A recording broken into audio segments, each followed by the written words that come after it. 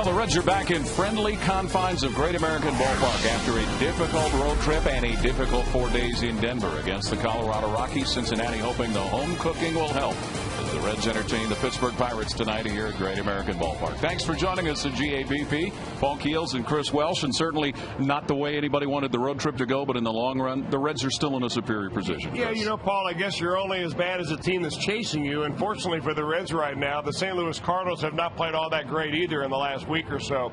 The Reds did win the one game they needed to win on that road trip. That was a middle game in St. Louis to save a sweep before getting out of there against the Cardinals. But against the Colorado Rockies, you know, when you lose 4 in a row, you're going to come back and you're going to hang your heads. But the standings, from the beginning of the road trip to the end of the road trip, really not all that bad. When they started it, September 1st, they were 8 games up on the Cardinals, and even though they've lost 6 or 7, they have still only 5-game lead. But the big thing is right here, that magic number at the bottom of the screen. That's what we're talking about. And if you make sure that that magic number, whether you win or lose, as long as that other team continues to lose, that number goes down, and that's a good thing. Alan, while the Reds look to get healthy, the Pirates certainly have been their own personal sacrificial lamb this year. Well, especially when it gets on the road.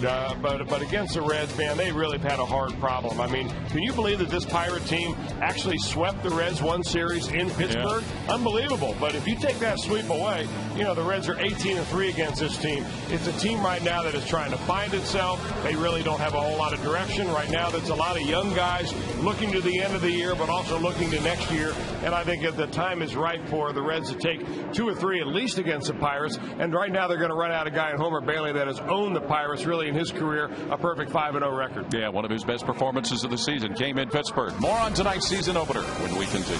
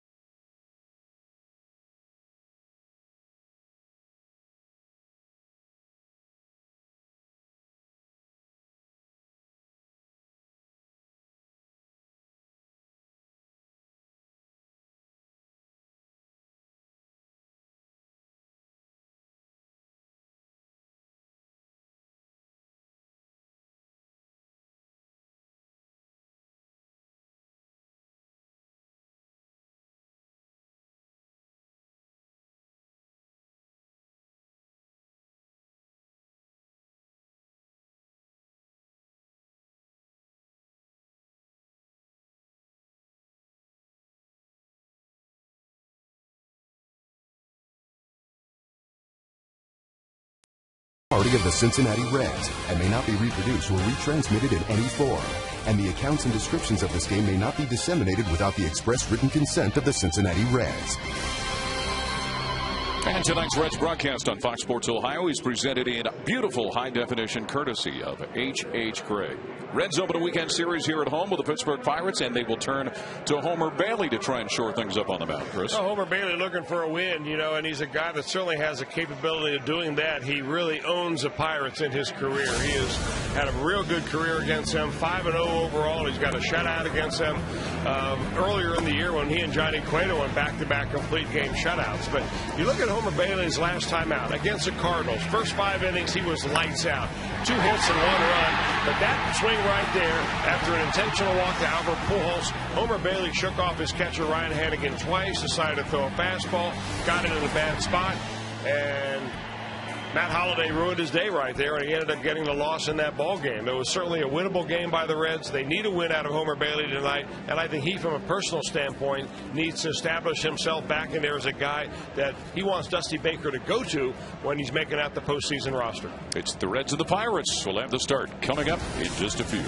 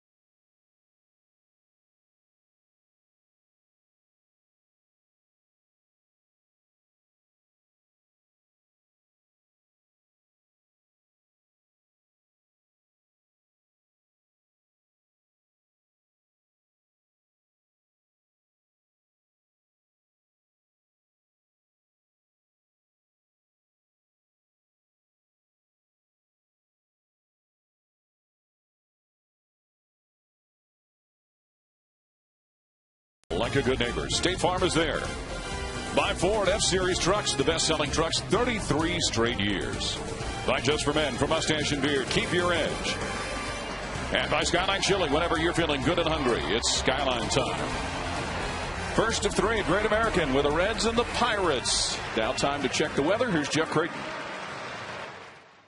Well, let's hope a change of venue can change the Reds' fortunes. Pretty good weather for baseball tonight. 75 that first pitch, 68 by the 7th inning, 66 by that final out, and let's hope that maybe the Redlegs can make the Pirates walk the plank.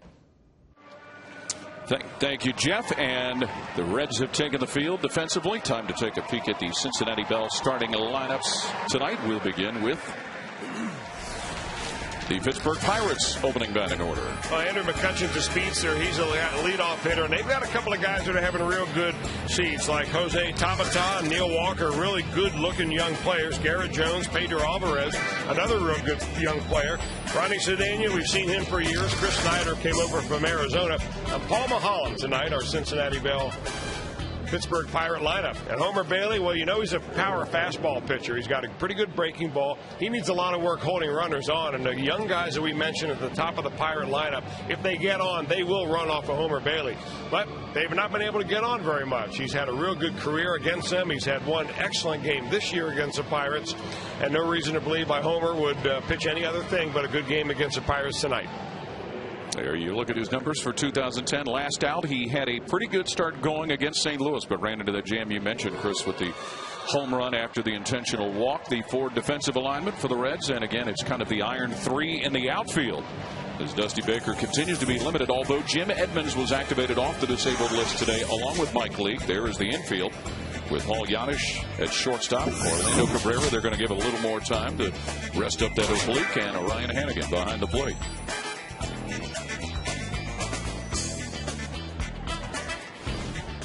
There's Ryan Hannigan, and the night will start with Andrew McCutchen at the plate to lead it off for Pittsburgh here in the top of the first. As Homer Bailey comes out here searching for win number 4 in 2010.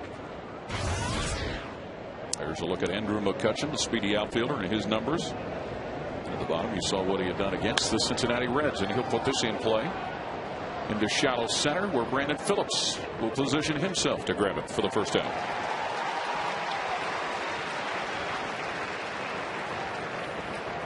So with one down, that'll bring one of the talented young Pirate players that really people were talking about before the season even began in Jose Tabata.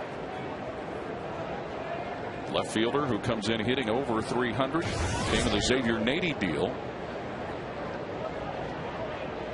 As Pittsburgh has found themselves mired in the bottom of the standings in the division, they have made the option to go to some of these younger players to see what the future might hold. They seem to have been rebuilding for a long time, the Pirates have, but they legitimately now have some young players that they can build around. And you saw Andrew McCutchen, Jose Tabata has to be in that category. The hitter in the on-deck circle, Neil Walker, the same thing. And if you're a Pittsburgh Pirate right now, I mean, you have got the worst record in all the National League. You're the only team in the National League that has been eliminated already from the playoffs. They've only got 47 wins, and they're on their way to losing 100 ball games. So you're playing for yourself right now. A little bit of your personal salary drive. 1-1 pitch fouled off by Tabata. And you're right, it is a familiar, sad story for the Pirates. I'm not sure how many years it is now, what, 18 years in a row that the Pirates have had a losing record? I mean, we've bemoaned the fact here in Cincinnati that it's been 10 years, and that seems like a long, long time. Almost an extra decade for those who follow the Pirates. John Russell, the manager, trying to get this thing turned around. County is 1-2 to Tabata. Walker on deck, who is in the midst of a hitting streak. And he shows a little patience there, Tabata does. A tight little slider right there. Homer Bailey trying to tighten up his breaking ball just a little bit. He was a guy that when he was drafted and signed had a big curveball, and he's kind of gotten away from that big curve in favor of that smaller, tighter slider. Bailey with a 2-2 pitch to Tabata. He rings him up. 2 down.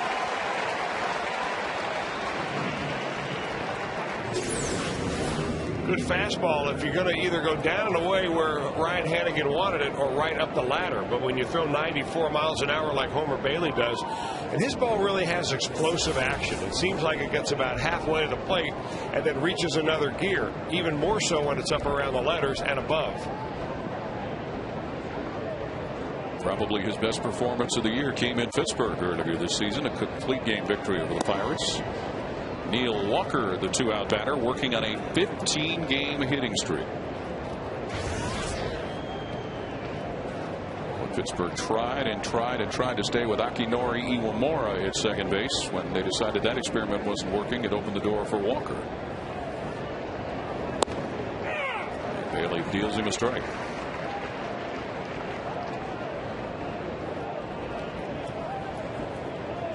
Bailey on May 12th was that performance we talked about, a 5-0 victory over the Pirates in which he scattered 4 hits in a complete game performance.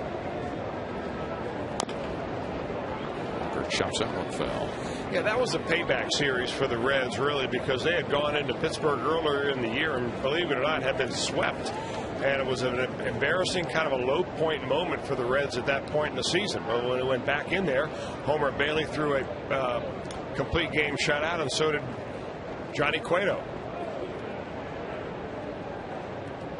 1-2 the count to Neil Walker with 2 outs. See you later, Neil Walker. No score after a half inning here at Great American.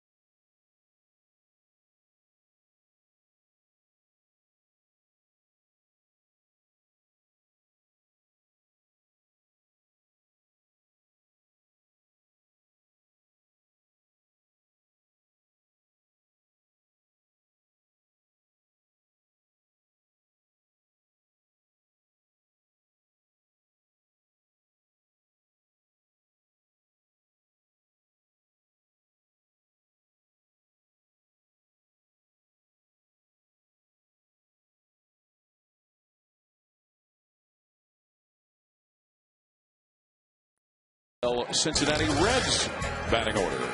Well, Brandon Phillips back on top. Chris Heisey in the number 2 hole as usual. Votto, Roland Gomes, and then Drew Stubbs. Paul Giannis in there for Orlando Cabrera, as Cabrera has a continuing problem with his side. And Brian Hannigan catching Homer Bailey tonight, and Homer Bailey on the hill. Paul Maholm, a left-hander that has had some pretty good games against the Reds, but most of those games came earlier in his career.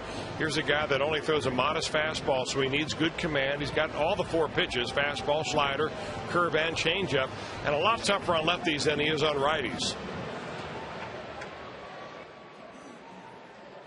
Paul Maholm has been in a little bit of a swoon here, though. Like most of the Pirates, he's lost 7 of his last 8 decisions. Phillips starts the ninth with a base hit. The forward defense for John Russell's Pittsburgh Pirates tonight. Jose Tabata is part of that outfield. Young man that made the last out of the top of the first. Ryan Domet, who had been a catcher primarily, moved into right field with McCutcheon in the middle around the infield. Cedeno, who's had good games against the Reds this year and in his career, and Chris Snyder behind the plate for Paul Maholm. There's Brandon Phillips hanging out at first base after starting the bottom of the first with a single. Chris Heisey will climb in for the Reds. Chris Heisey has just been the benefactor of all of that time in right field, with Jay Bruce being out with that sore right side. The indication is Jay Bruce possibly could be ready to play Sunday. Heisey yesterday 0 for 4 with a couple of strikeouts. The Reds lost in Denver to the Rockies, and he gets a bunt down. And the throw, they got him. Nice play by Jones. That's a whale of a play by Pedro Alvarez right there. The third baseman coming in like he might think that Heisey might bunt because he's done this before. But boy, Heisey is good at that, isn't he? It seems like every time he really needs to get a bunt down, he does, and it's right down the third base line there. A good barehanded play by Alvarez across the runner, and I'll tell you what, the Pirates were lucky to get an out of that one. They sure were. Nice athletic play there by Jones to make sure he kept his foot on the bag. Phillips, with all of that activity, moves on to second base, and the birthday boy, Joey Votto, will stand in. Today, his 27th birthday. Got to the 100 RBI total in yesterday's loss in Denver to Colorado.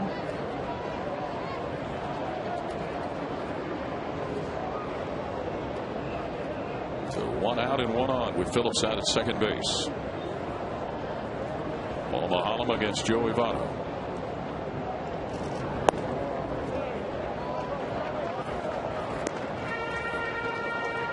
Boy, if you're Paul Maholm and you throw a pitch right there, which you think is on the black to one of the best hitters in the National League, and it's called a ball, that's a count-changing, at-bat-changing, maybe even an inning-changing pitch right there.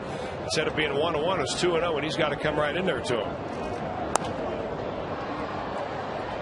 Mentally changing, you would think, just with his approach. It kind of defeats you a little bit, because you know when a guy like Votto steps in the batter's box, there's not a pitcher in this league that doesn't get the hair on his neck up a little bit, saying, all right, I've really got to bear down to get this guy out. Same attitude you have against any great player.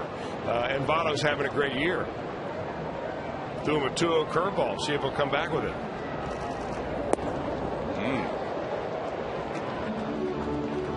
Votto starts the night second in the league in batting, tied for third in home runs, tied for first in RBIs. You know, with Scott Rowland on deck, you got a base open. So if all things go really bad for Maholm, I mean, there's no reason to throw a little nice easy cookie down the middle to Votto. But still, you want to get lefty out if you can. That'll get Phillips on to third. Cedeno will toss Votto out, 2 down.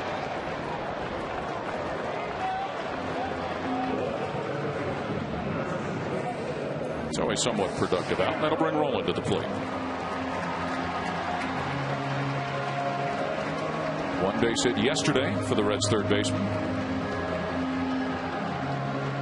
So the first genuine threat of the game belongs to the Reds, with Phillips down to third and 2 out.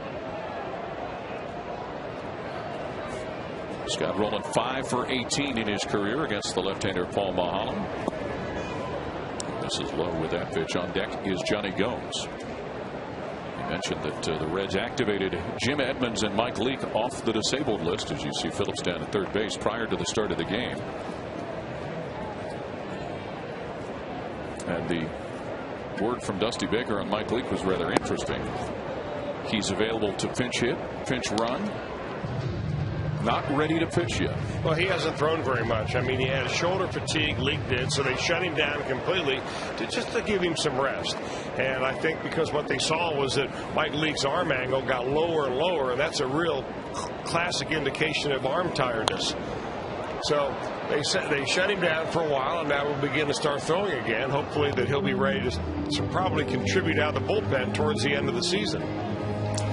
And also notable, too, the Reds announcing that it'll be Edinson Volquez starting tomorrow against Pittsburgh rather than Aaron Harang, who now will be slotted into bullpen work. Yeah, we figured that might happen, although when the notes came out today, it did have Aaron Harang as the official starter for tomorrow.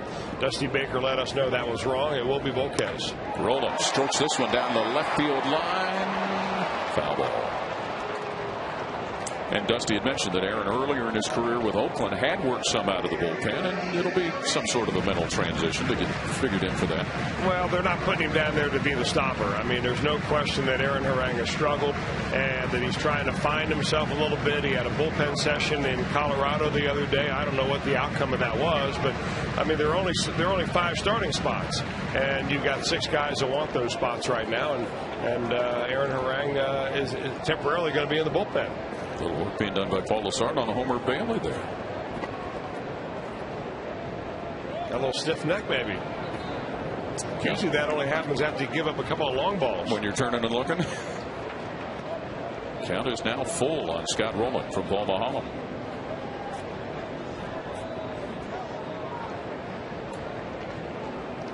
Brandon Phillips started the inning with a single to left field and moved around on a couple of ground outs. Right back to Maholm. Rowland to be retired. The Reds leave a runner stranded, and after 1 full, no score.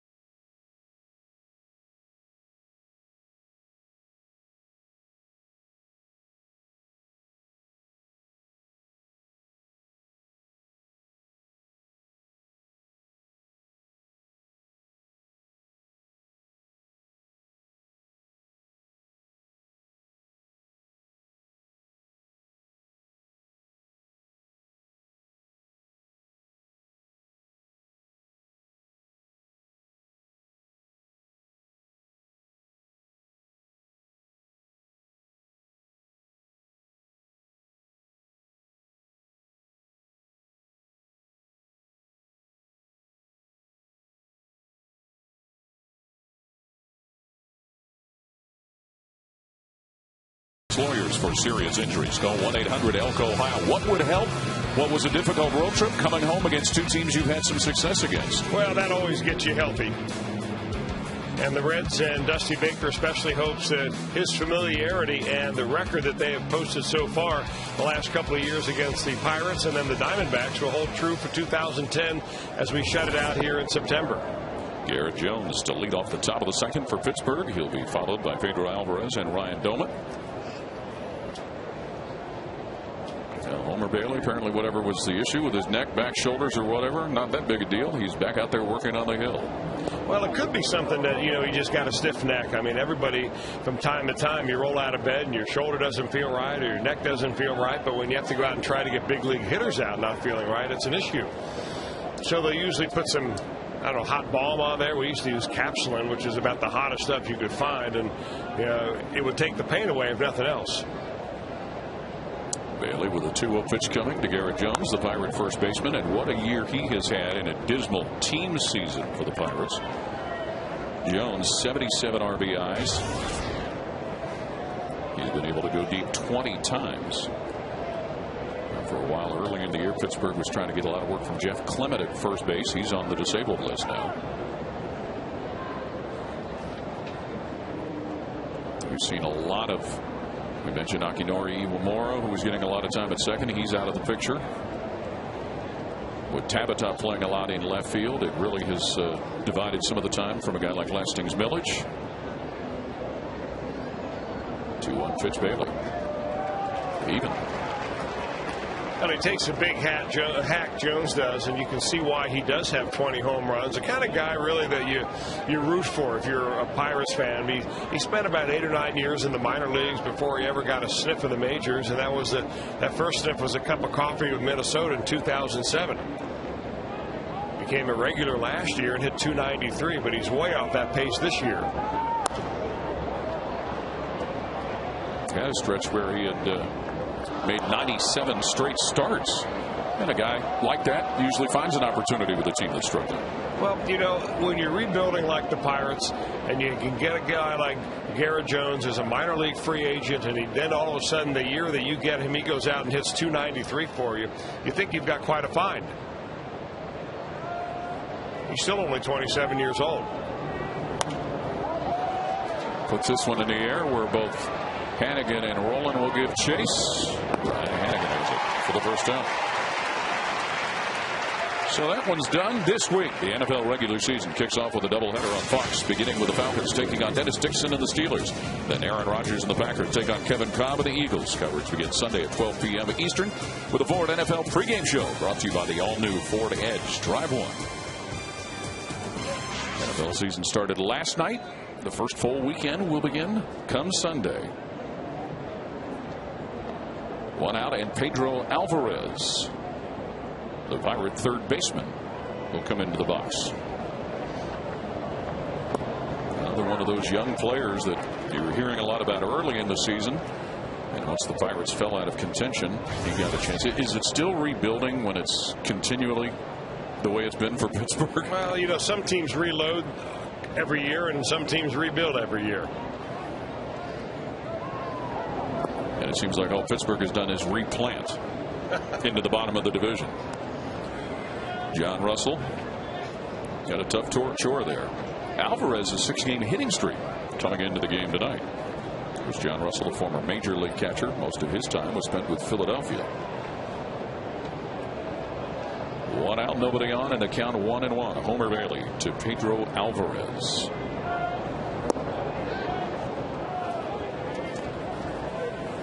On deck is Ryan Doman. Homer Bailey came off the disabled list after some shoulder problems earlier in the season, his right shoulder, and after some rehab assignments, and got on a pretty good roll once he came off the DL. Called strike.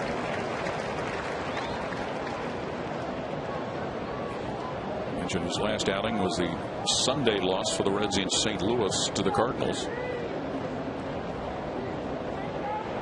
Is 5-0 in his career, Homer Bailey is, against the Pittsburgh Pirates. Break-even pitch to Alvarez.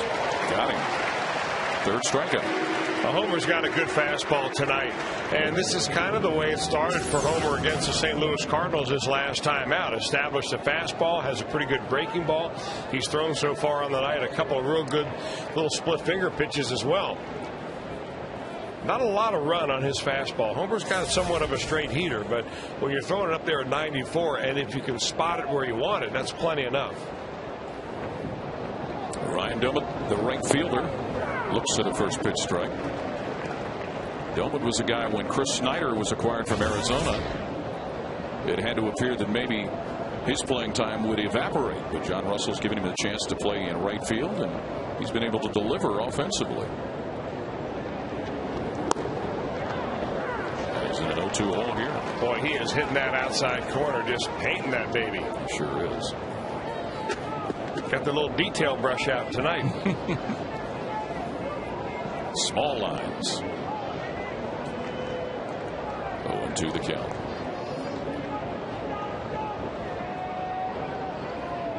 Doumit in his last 11 games batting .361.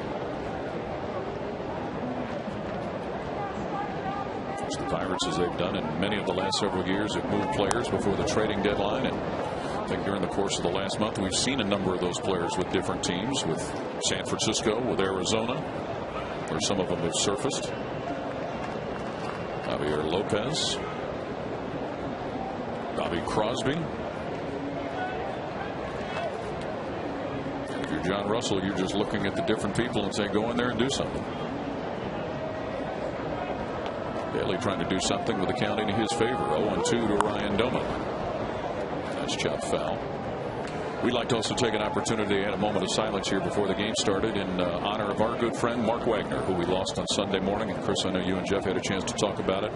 We were made aware of it Sunday before we could really say anything, and it won't be the same around here without Daddy Wags. Well, you know, it really hits home when you come back home, and because we're in the chair where Wags sat for so many years. I mean, he was been with us for almost 20 years. That you just don't fill that spot very easily. A guy that will be with us for a long, long time. He sure will. Doumit won't be at the plate anymore as he has struck out the Reds. Homer Bailey cooking with gas right now.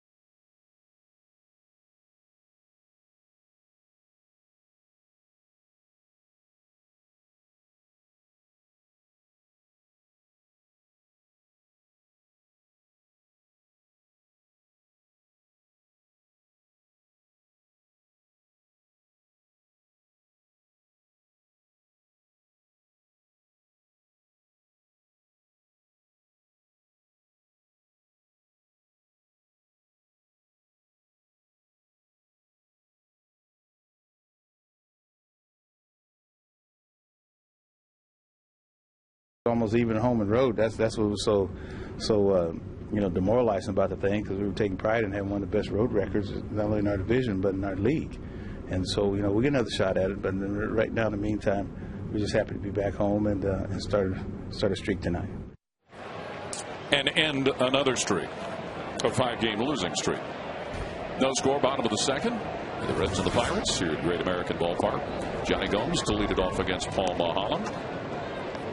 Johnny on his matchups with Mahalem, he's 4 for 9. You think it would be a real good matchup for Gomes. Mahalem, a low fastball hitter, and Johnny, a real good low fastball hitter. We did not see a lot of changeups out of Mahalem at all in the first inning, and that was the pitch he just dropped on Gomes. 1-1 Gomes with a hit yesterday in Denver. Peaks at another strike. Of course, in the last week or so, you've talked about it a lot, Chris, how Gomes has paid serious attention to trying to take the ball to right field. And that really is one way you're going to work your way out of a slump. A lot of slumps are caused, and Gomes has had one here, in the last month or so, because you begin to get pull crazy. And, of course, he was on the verge of hitting his 100th home run, and no matter how he denied it, that has to work on you after a while. But at the very end of the last homestand, Gomes started hitting the ball the other way, and things have brightened up for him. Looks at strike 3 from Paul Mahalem for the first out of the inning. So Johnny Gomes is gone. Well, the entire at bat for Paul Mahalem and Johnny Gomes was on the outside part of the plate. They're over on this area on the left side, on the first base side of home plate, and he finally gets that fastball right there. Our box tracks looks like it's right down the middle. I'm not sure about that because Ryan Doman, or maybe Chris Snyder behind the plate holding it right there so that the home plate umpire can see it. Paul Janisch looks at a strike. Back at the shortstop spot, Paul Janisch, couple of hits yesterday, and it sounds, or Drew Stubbs, excuse me, Paul Janisch was on deck. He will be in the shortstop spot. Stubbs was able to go deep in the just completed series. He's going to go to left field with that long fly ball. Tabata giving chase into the corner, but not a chance there. Just another little glimpse of some of the power that Stubbs can unleash. And when the Reds get it done with an RBI this season, that means another $25 from Shakely for the Reds Community Fund. Shakely, it's done.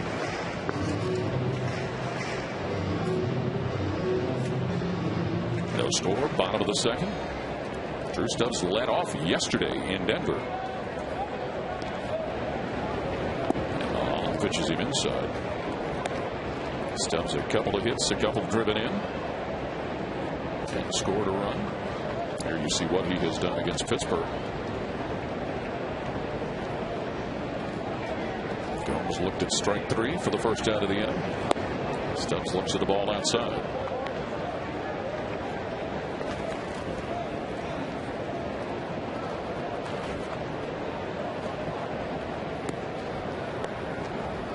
Drew comes in with a 3-game hitting streak in the works.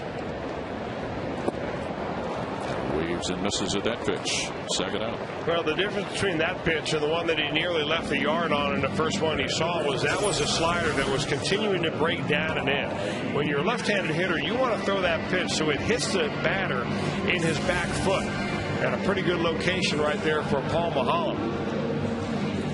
But what sets that up is that you first throw an inside fastball in there and you tell that hitter, hey, I can come in there with the heater, and then you get him with the slider. So Janisch up there with 2 down. It sounds like again that Orlando Cabrera is going to be sitting for a little while, at least possibly until Monday. That oblique injury just seems to be hanging around on Orlando. Well, you know, that is the type of injury that becomes the most difficult to heal of almost all the ones that a baseball player commonly gets, because every time you cough, sneeze, roll over in bed the wrong way, lift your luggage the wrong way, it can hurt you. Paul Janisch hurts the Pirates with a blue base hit.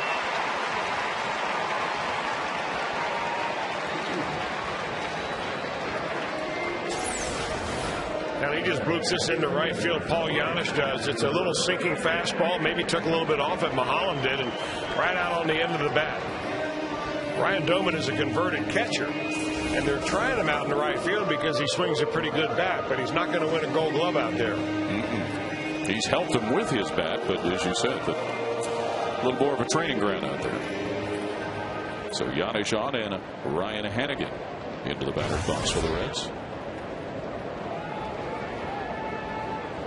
Paul Mahalem this year 2-0 against the Reds in 3 starts.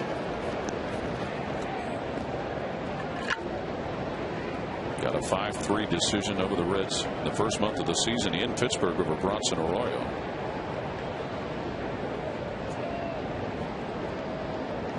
Cincinnati in the first got Brandon Phillips all the way around to third, but left him there. And Mahalan misses.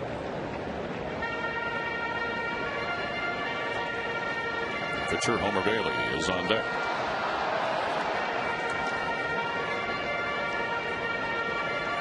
Hannigan was 2 for 11 for the Reds, and he just completed a road trip.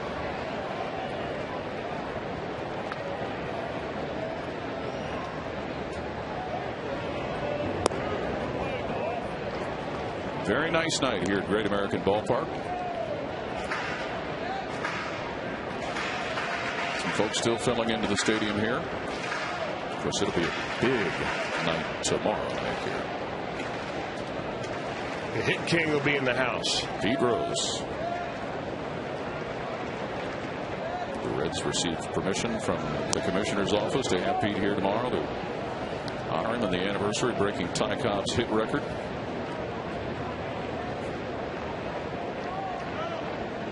Gates are going to open up at 5:20 tomorrow.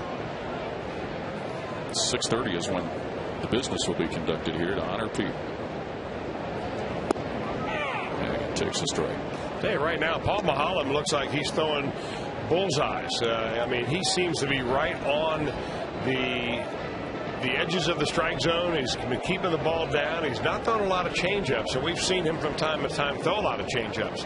But right now, he seems to be pecking away at that outside corner to righties and being very effective doing it.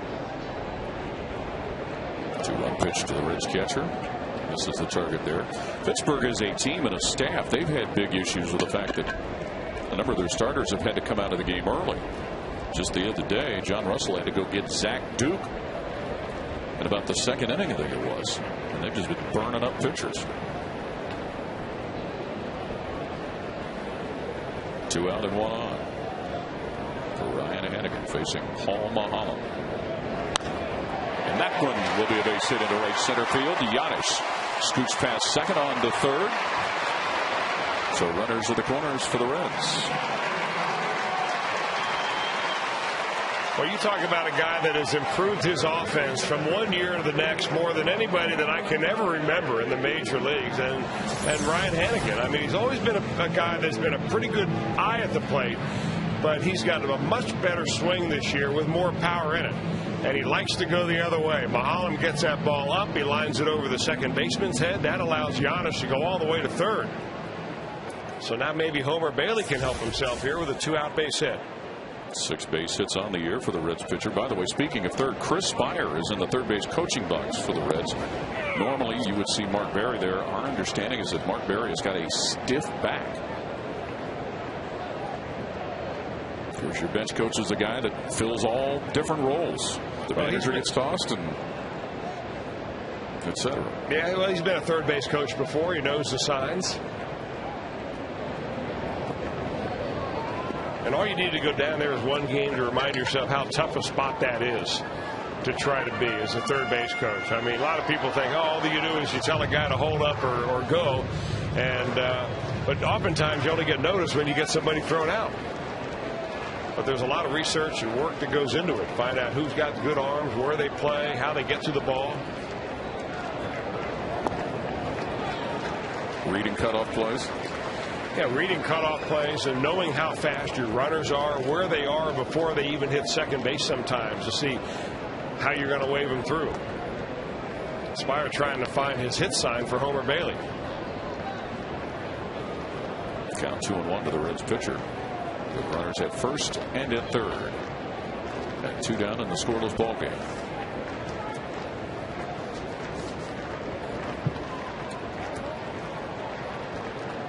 You know, the other thing you notice with those third base coaches too is making sure they get in the right position when a runner's coming around third so the runner can see it. Exactly right. Small detail, but if you're not in the right place, that could be costly. Mahalan missing. This is a money pitch right here for Homer Bailey. 3-1 count. Mahalan has not been behind all that many batters. And Homer's had himself a pretty decent year at the plate. Average-wise, he's batting .250. But he's only driven in a couple of runs, and he could really help himself with a knock right here to put the Reds ahead. Yes, he could. 3-1 pitch with 2 outs coming. Makes good contact. Yeah, looking fastball, getting fastball, just a hair late. This is though when you're Homer Bailey, you shorten up a little bit and you tell yourself, all right, I'm not going to be a strikeout victim. You spread your feet at the plate.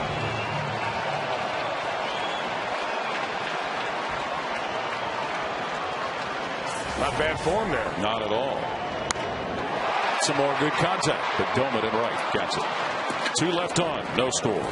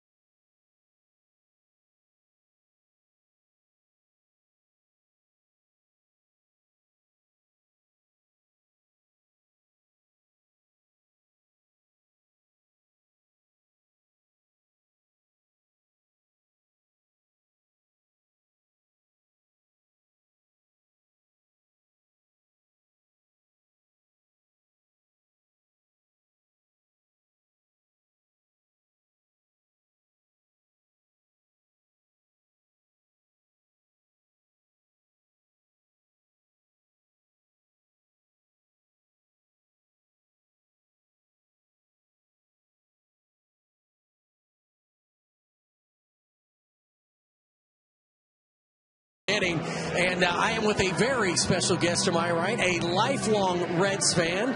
You might not recognize the face of Mike Henry, but you will recognize this. And let's see, Paul and Chris, if you can guess who this is. Oh, hey, y'all. I moved away from Quahog, and now I live in Steuben, Virginia. And you can catch me on Fox at 8:30 on Sunday nights.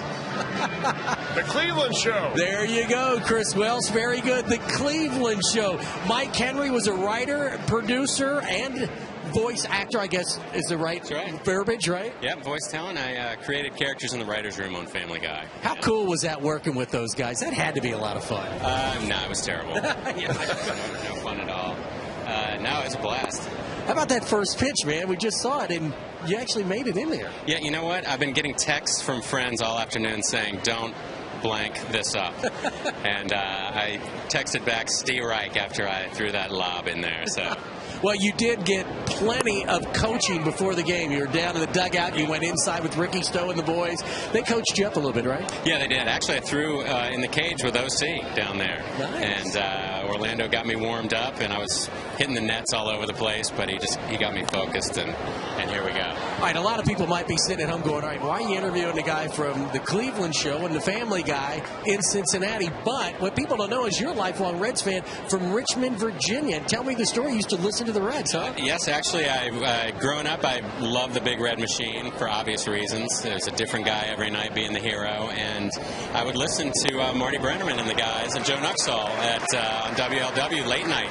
You get the AM bouncing off the whatever sphere it is up there at night, and listen to those games. And the game of the week was always the big deal, and the Reds got that coverage a lot. And I love the Reds, And in '90, I was dancing in the streets out in LA when I first moved out there, and here we are. All right, now we've got the premiere coming up of season number 2 of the Cleveland Show. When is that, and where can I catch it at? Yeah, it's on September 26th, a couple weeks from Sunday night, and it's at 8:30. And we feature Kanye West coming back for another episode in the show. Cleveland and Kanye do a little rap called "Be Cleveland Yourself." And so we bust that out. Barack Obama makes a cameo in that, and I'll leave it to people to determine whether or not it's actually him doing his voice. And yes, we'll be on 8:30 on Sunday nights. All right, let's send it back to Chris and Paul in Cleveland as Cleveland's voice. I'll send it back. And you remember me from Quahog on Family Guy? All right, guys, go Reds. We like it a lot. Award winning. Outstanding pick. Way to go. Yes, very good. I know you're a fan of those shows, aren't you? Well, sometimes when I can stay up late enough to make it through. When you're not coming back from the western part of the country. One out is Cedeno was a strikeout victim, and Homer Bailey has fanned 5 Pirates. Chris Snyder, the catcher, in there. Well, he's got a high of 8 this year for Homer Bailey as far as strikeouts, and that was way back early in the year before he went on the disabled list. It was his 4th start of the year against San Diego. 6 innings of 8 strikeout baseball. Unfortunately, in that ball game he gave up 4 runs. Count remains at 2-2. Well, we saw Paul Lessard working on Homer in the back of his neck, rubbing him up a little bit, and obviously putting some hot balm on there because you can see it reddened all the way on the left side there, all the way to the right side. I don't know, maybe Homer Bailey from Texas right now. You can accurately call it a redneck, right? Yeah, we saw it. He might be darn proud. As long as his neck's not hurting him, I'm sure he is. It's not a fun thing to try to go out and pitch with a stiff neck. Snyder gets a piece of that, and he sends it to left field. Backing is Gomes, and it is out of here. Chris Snyder connects for his 14th long one of the year, and the Pirates are on the board first. Now, one of the few curveballs that Homer Bailey has thrown on the night. He's thrown a lot of fastballs, a lot more sliders and curveballs, but he dropped that little curveball right there, and Chris Snyder that kind of reaches out and just pokes it out of here. Really not all that great of a swing and a pretty good location. I mean, he is right down there on the bottom end of the strike zone on the outside corner.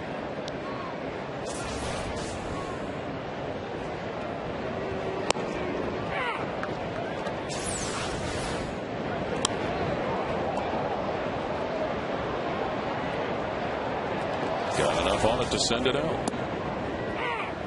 Paul Maholm, the pitcher, standing in. So Pittsburgh scores first. Pirates had a pretty interesting week. They took 2 of 3 from Atlanta, lost the series finale, but they jumped up and played like a for-real team against a contending Braves club earlier this week.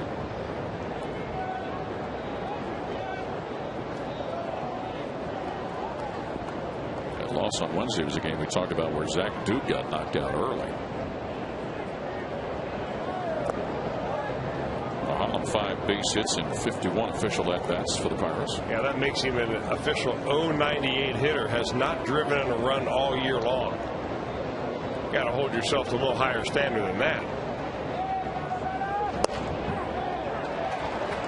Steers. That's strike 3.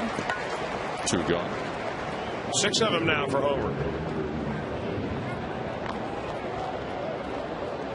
Nice to see him bounce right back after giving up that long ball. Yeah, that's not going to be the only run scored this ball game, I wouldn't think anyway. And you hate to get down 1-0 early on, and sometimes you have to just tip your hat to the pitcher, to the hitter, because he went out and hit a pretty good pitch to Chris Snyder.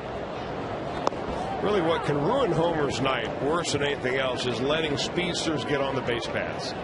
He's not nearly as effective out of the out of the stretch windup. He doesn't hold runners all that well. He's still learning how to do that. That's why you really concentrate when you've got guys like McCutcheon up there and Tabata, who's got 14 stolen bases. Ronnie Cedeno has 12. So anybody with some speed, you want to make sure that you bear that extra hard if you're Homer. McCutcheon flying out to second baseman Brandon Phillips in his first at-bat. Earlier this season in Pittsburgh, he got hit in a game against the Reds right around the batting helmet. It was a scary looking moment for a while, but bounced right back up and was in the game the next night.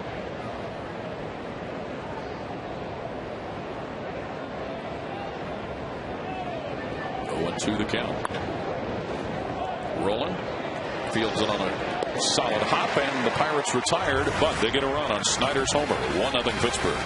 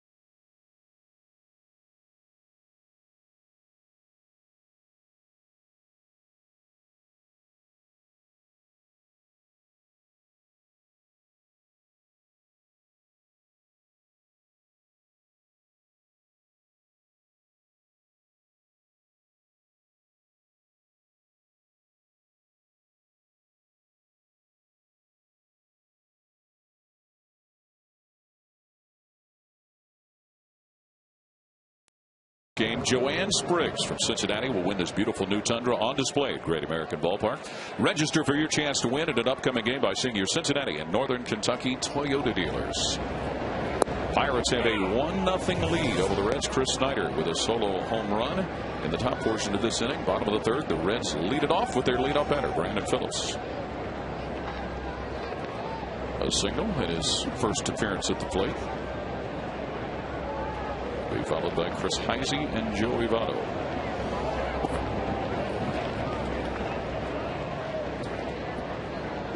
The Reds are trying to get the measure of Paul Maholm. Brandon Phillips, for most of the year, has been near the top of the National League stats in runs scored. He is tied for third with Carlos Gonzalez at the start of play tonight, right behind Albert Pujols and Ricky Weeks. Well, there's a stat in baseball called walks and hits in innings pitched. You say whip. What's the whip? And the higher the whip, the more you pitch out of the stretch position. And really for Paul Maholm this year, it's been tough for him. He's been out of the stretch almost all the time. He's got the highest whip in the league right there, along with a couple of starters from the Milwaukee Brewers. The worst Red is Johnny Cueto, and he is 29th in the league there. So you just take the number of walks you give up, the number of hits you give up, you divide it by the innings pitched, and that's how you come up to that number. Which means you've got constant pressure when you've got people out there. Yeah, you do. And for Maholm, interesting, his walks are up this year. His hits are up a little bit. His strikeouts are down. His average fastball is down about 1 mile an hour than it was last year. That may not seem like a lot, but that means on those games in which you don't have your good stuff, your fastball is even slower than normal. He's a ball away from surrendering his first walk of the night. A true finesse lefty. Called strike. He gets Phillips, who thought he had ball 4. Now, he came on the inner part of the plate, and it looked like maybe that Brandon Phillips may be right about this one. Didn't think it was a strike. What does our Fox Track say? Fox Tracks agrees with Brandon Phillips, but that doesn't matter. So Maholm has fanned 3 Reds batters to date. Heisey, loud foul. Get a bounce out of the first that moved Phillips from first to second.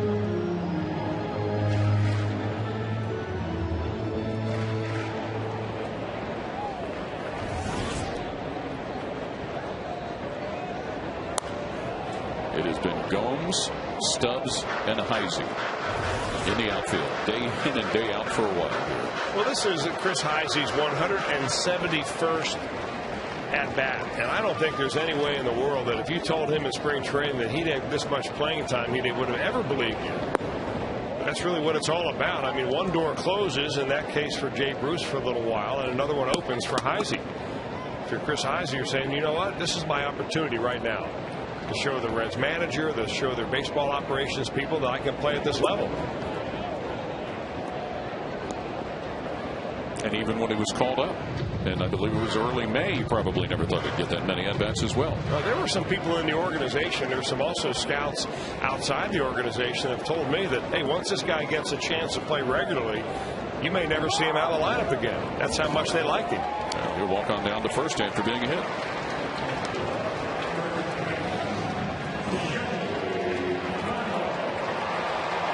So up will come Joey Votto.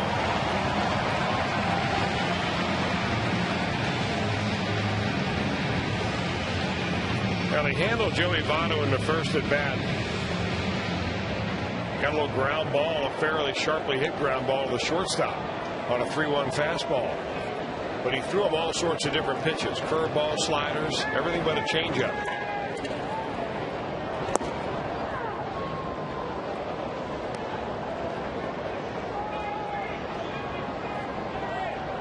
What a year he is having. Agreed. 322, 32 bombs, 100 of them knocked in.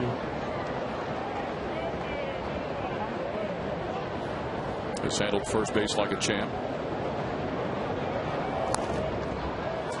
You know, all year, Chris, we kind of kept wanting to hesitate and think, okay, too early to start talking about MVP. But here we are at September 10th, and bona fide MVP candidate. Well, you know, he puts himself now, after having a year like he has had, in the category of conversation from the beginning of the year. I mean, it's always going to be Albert Pujols and Adrian Gonzalez up there and Ryan Howard. But now with the kind of year he's having, you got to figure that Votto is going to be in that conversation, you know, when the season opens up in April. Who are your Cy Young candidates? Who are your MVP candidates? And every ball club that makes it through the postseason seems to have a player like Votto that can strap the rest of the team on his back for a while and carry him. And he's done that. He's come up with so many heroic hits, pressurized situations, big-time plays. The guy's a ultra competitor. Doesn't hurt when your team's winning and leading your division. Pretty good at bat right there for Paul Mahalam. I mean, he makes Joey Votto look like a 7th or 8th place hitter with this one. He threw a couple of fastballs by him and then dropped his probably best slider of the night to get a strikeout.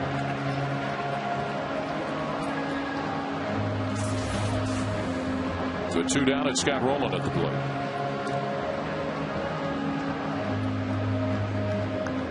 Ended the first by bouncing right back to Paul Mahalam.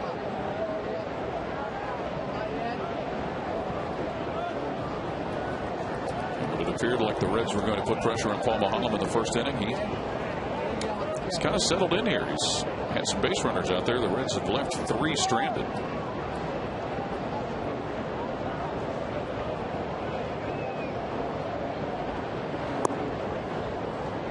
He got it first after having been hit by a pitch.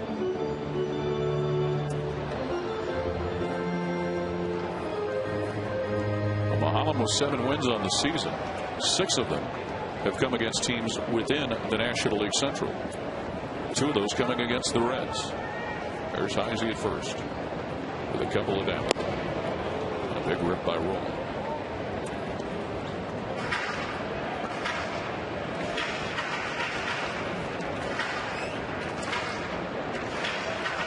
'28-year-old Paul Mahalam from Greenwood, Mississippi. Pirates' first-round draft pick in 2003. Out of Mississippi State. The Cowboys' old school. Yes. In fact, congratulations to the Cowboy, recently inducted into their Hall of Fame down there. Yes. Congratulations. He now has his face on all the little plastic cups that they serve beverages in during football games down there in Starkville. Tailgate parties. Oh, yeah. There he is. You can take the Cowboy home with you. And you can take that ball to right center field off the wall as Scott Rowland nearly missed a dinger. Heisey being waved around, and he'll come in to tie the game up on an RBI double by Scott Rowland.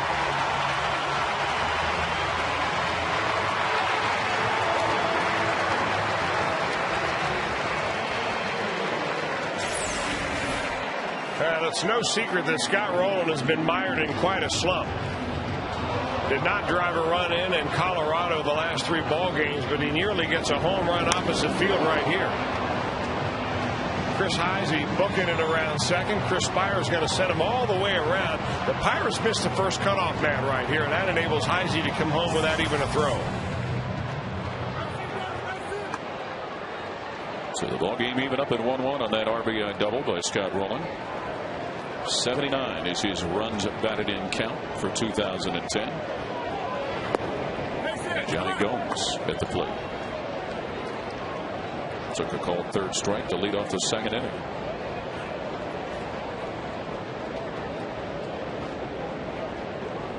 Rowland's RBI along with Chris Snyder's solo home run has gotten this game to 1-1 here in the bottom of the 3rd. Well, Paul Mahalam is trying to pitch Johnny Gomes this time the same way he pitched him last time. Staying away, going with that sinking fastball down and away. Gomes swung over it and eventually looked at a pitch and was a strikeout victim. But he is just peppering that outside corner. And you're going to have to adopt Johnny Gomes if you're going to get a good hit off of Mahalam on one of his pitches. The same strategy that Rowland used, which is hit that ball the other way.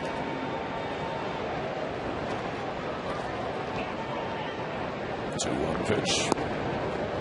Now 3-1. It certainly has been a roller coaster type of season for Johnny Gomes. However, a career high 77 RBIs here in 2010.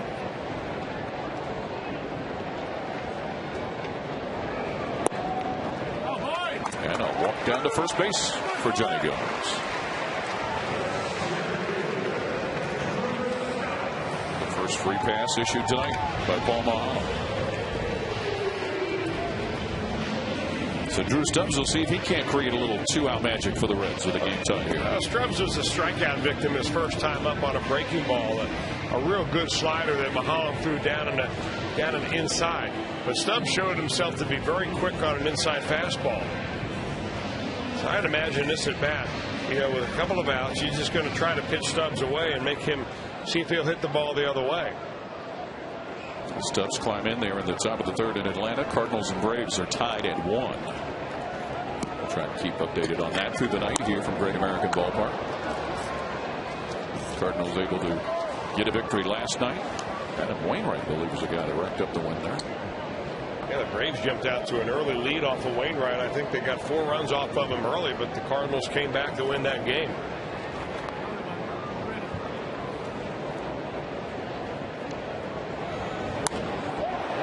Headed to right field, plunks in for a base hit. Rowland will move in to score. Being held at third base is Johnny Gomes. Reds with their first lead of the night, 2-1. As Stubbs drives in the go-ahead run. That's the kind of hitting that will make Brooke Jacoby, the Reds hitting coach, awfully happy. Look at him bring his hands inside right there, making sure that he doesn't try to pull that ball. And that's a breaking ball that's kind of coming into him. He wants to use the whole field, hit the ball the other way. He drops it in there in no man's land in right field in front of Ryan Doman and scores a big 2-out run. And it looks like the Pirates were better equipped with their cutoff man to getting the ball in. You referred to the missed cutoff throw earlier. Well, they missed that one too. They just happened to get it all the way into the plate. Paul Giannis at the plate with 2 on.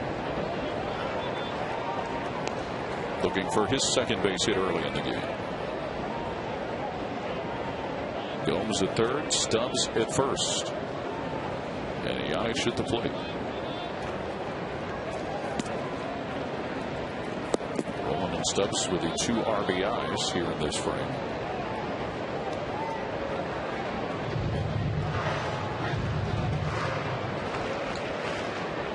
Once again, Paul Giannis getting a lot of extended time to play at shortstop and a lot of at-bats strung together. Interesting the way the Pirates set up defensively against Paul Giannis. They play him almost like he is a left-handed hitter. They play the center fielder around. Look where Andrew McCutchen is playing in center field, almost in right center there.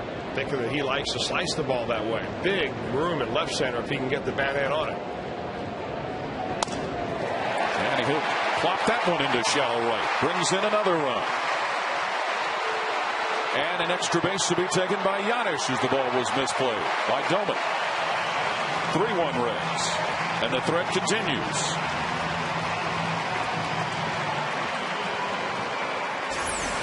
Well, it all changed for the Reds here in the third inning when they decided to start hitting the ball the other way. Scott Rowland went off the wall for a double. Drew Stubbs goes inside out on a breaking ball for a base hit. And Paul Giannis, true to his spray chart, goes the ball to right field as well.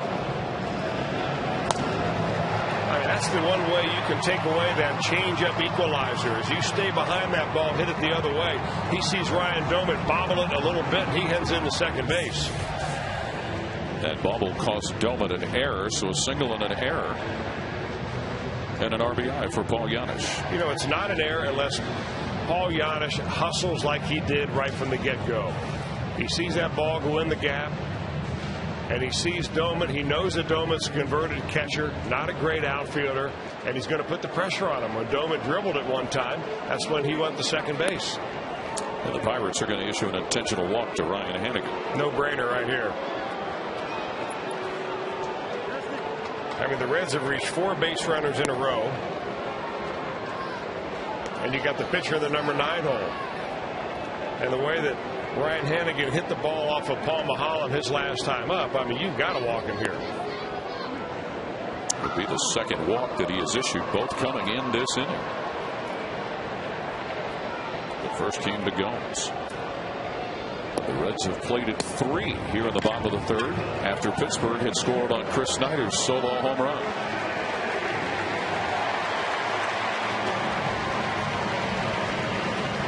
Hannigan, Yanish, and Stubbs, the runners.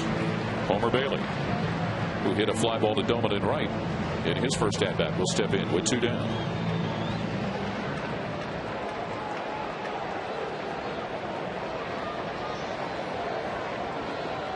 For a good portion of 2010, the Reds pitching staff really turned a lot of heads with the way they swung the bat, mostly Mike Leake.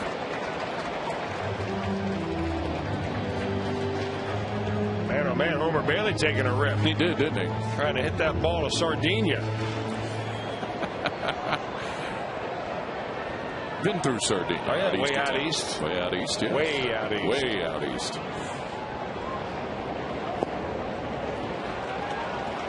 Little cross up right there. Looked like Chris Snyder looking for an off-speed pitch and got a fastball. Here's the first pitch swinging. Homer Bailey letting it rip.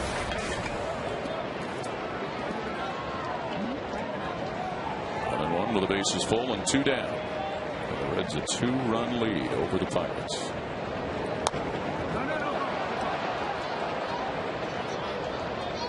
Back and do it all over again. You know, I'm really surprised how the Pirates are playing Homer Bailey rather deep. I mean, maybe it's one of these things where, you know, you're 35 games out of first place and you're not going to position yourself as precisely as you do if you're in the pennant race. But Andrew McCutcheon's playing awfully deep on Bailey, and even in right field, Ryan Doman playing very deep. I mean, you almost have to protect when you've got a 1-2 count against a pitcher. You've got to protect against a bloop a little bit. There's Mahomes. Pitch. And Bailey goes down swinging. But the Reds take a 3-1 lead over the Pirates after 3.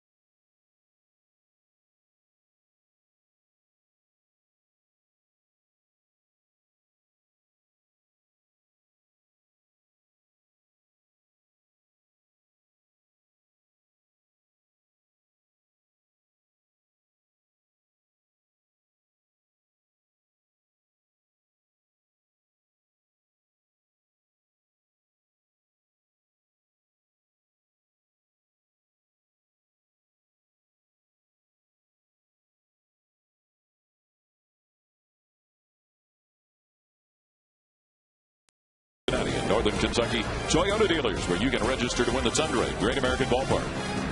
By JTM, food, family, fun, JTM.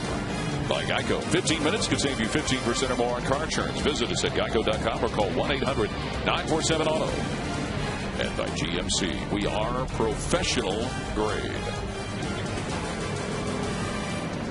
3-1 Reds with a lead over the Pirates as we move to the top of the 4th here at Great American Ballpark. For Pittsburgh, it'll be Jose Tabaton to lead off the inning. Nice night for the family to come out here on a Friday night and take in a Reds game at Great American Ballpark. And Homer Bailey has been given the lead.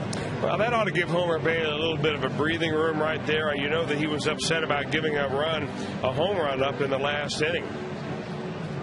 But his team comes right back, spots him a lead, and that ought to give him a little momentum and make him puff his chest out a little bit. Tabata was his first strikeout victim of the night.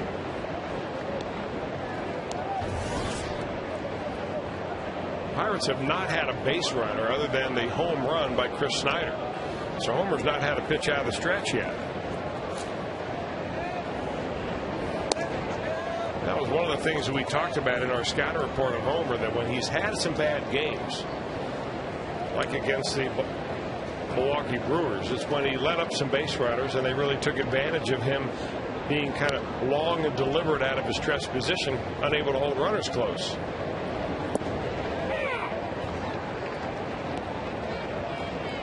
Two and one now the count to the Pirate left fielder. Walker and Jones to follow.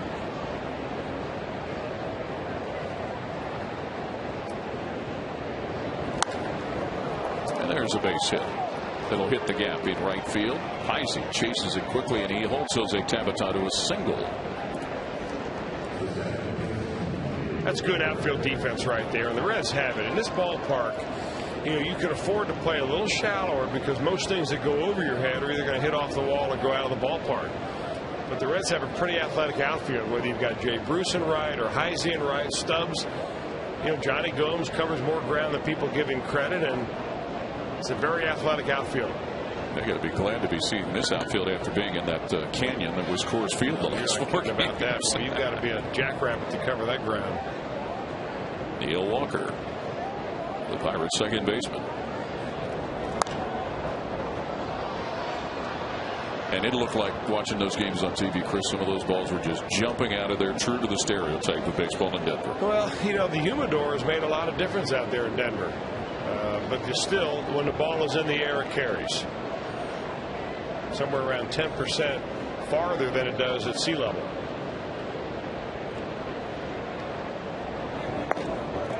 And that's a Rockies team that's playing with a lot of confidence right now, too. It seems like they get it together every September. Dusty Baker alluded to it, you know, during the interviews that we saw during our pregame show today. But Jim Tracy's got them going right now. They really believe they can get right back into the thick of things in the West. Neil Walker, 15-game hitting streak, but 0 for 1 tonight. He's got Tabata at first base. 1-1. As Bailey brings it forward. One more note on the Rockies. They've won 7 games in a row now, the Rockies have, and they're only 3.5 games back.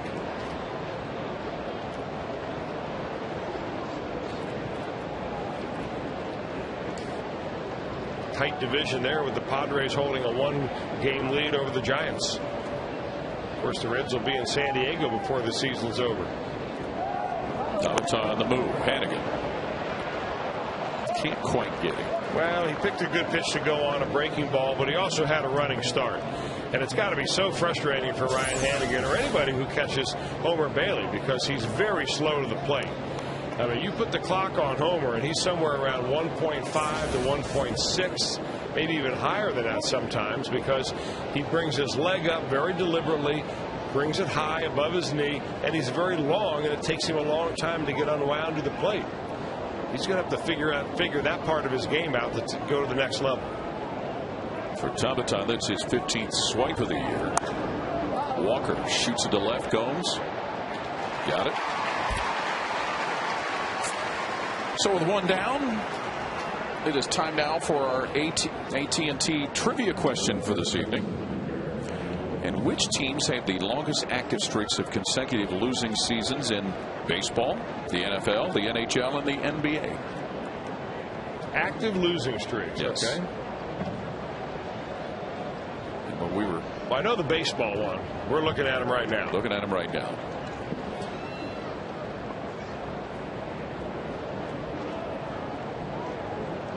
Garrett Jones is the batter. All right, what would be your guess for the NFL?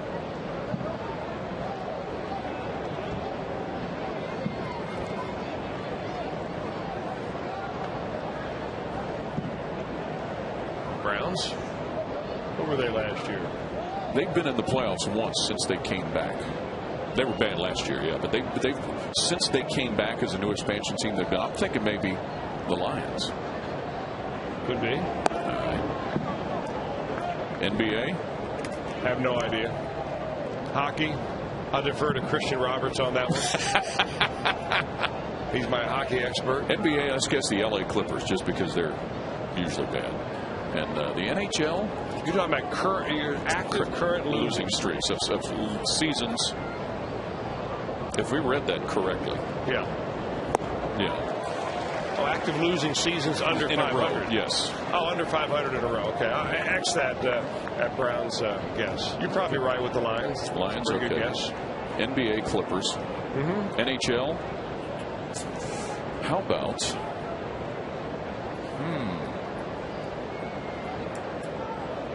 Well, we can't pile on the Blue Jackets. They were just in the playoffs a couple of years ago.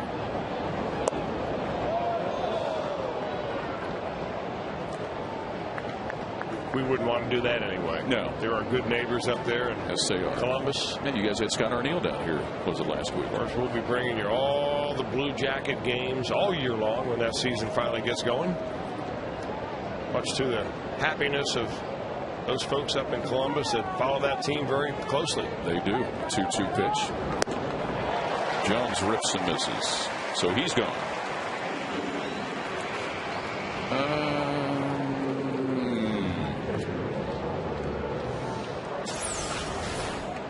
Going back, the old #1 fastball right there and up the ladder. Works oftentimes against left-handed hitters, and Domit goes down, and he is the 7th strikeout victim for Homer Bailey. Pedro Alvarez, who is one of the earlier strikeout victims, will climb in there.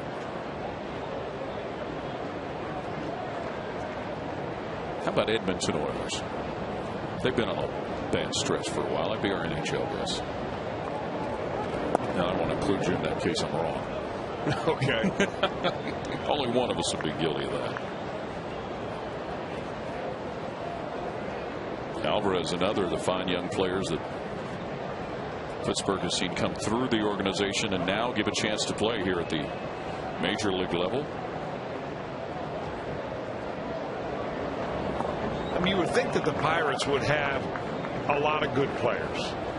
I mean, they're among the worst records in baseball year after year. So when they draft, they get a real good draft pick, right? They're drafting first or second or third or fourth of all the picks in the Major League Amateur draft every year. And then when they do finally nurture some ball players that become legitimate everyday major leaguers, they end up trading them away for prospects. So if you do your scouting right, you should be able to get some decent prospects in exchange for some of the major leaguers that you send away. But it's not been that case.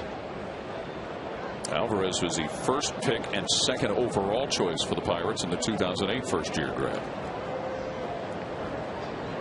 But it would stand to reason, you're right, that they would be replenishing, but it just, for whatever reason, it hasn't happened. Right at Yelich. 3-1. Reds with a lead, middle of the 4th.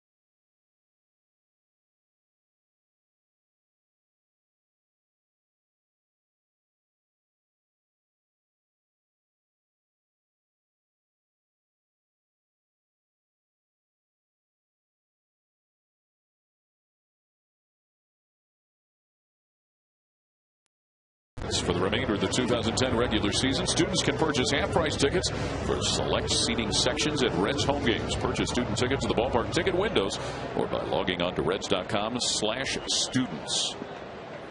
3-1 is the score. Bottom of the fourth here at Great American Ballpark. Reds ahead of the Pirates. Brandon Phillips to lead off the bottom of the fourth for Cincinnati. And ooh, what a scorcher that bounces foul around in the stands. 1 for 2 for the Reds second baseman.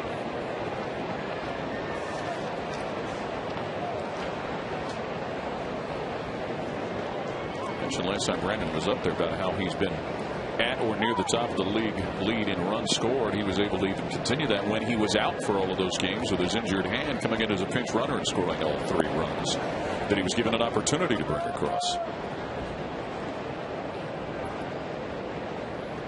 He was hit on the hand in the series in San Francisco by Santiago Casilla with a pitch. Paul Mulholland. 1-1 to Brandon Phillips. Alvarez guns quickly. Got it. Boy, you talk about a gun over there. You're exactly right about that, Paul Keels. He waited to play that ball so he could barehand it on a hop and get his feet set. And look at the rocket that he throws to first base. Wow.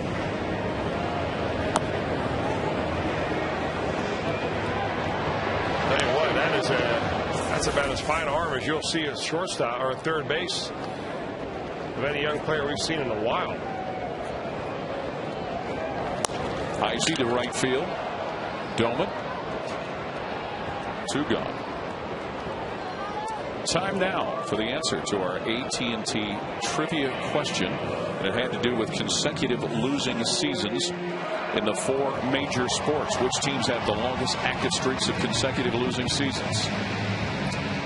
Let's see how we did here, Creeper. Pirates we got. Lions, you're all over that. The Islanders and the Lightning, only 3 years of frustration, not all that bad. And the Knicks, so we were 50% on that question. Yeah, we should have guessed the Knicks.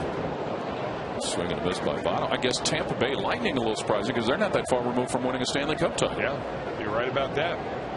Won 7 games.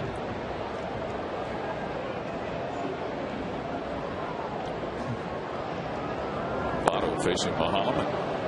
The at-bat not starting good for Joey Bono. Well, he doesn't look nearly as comfortable against Paul Mulholland as he'd like to. Looking fastball on that pitch because what Mulholland did his last time went fastball, fastball, slider. This time he went fastball, slider. Nothing in between. Sneaks the fastball by him, and he's got Joey guessing. A 7-pitch inning for Paul Mulholland. Reds with a 3-1 lead, though.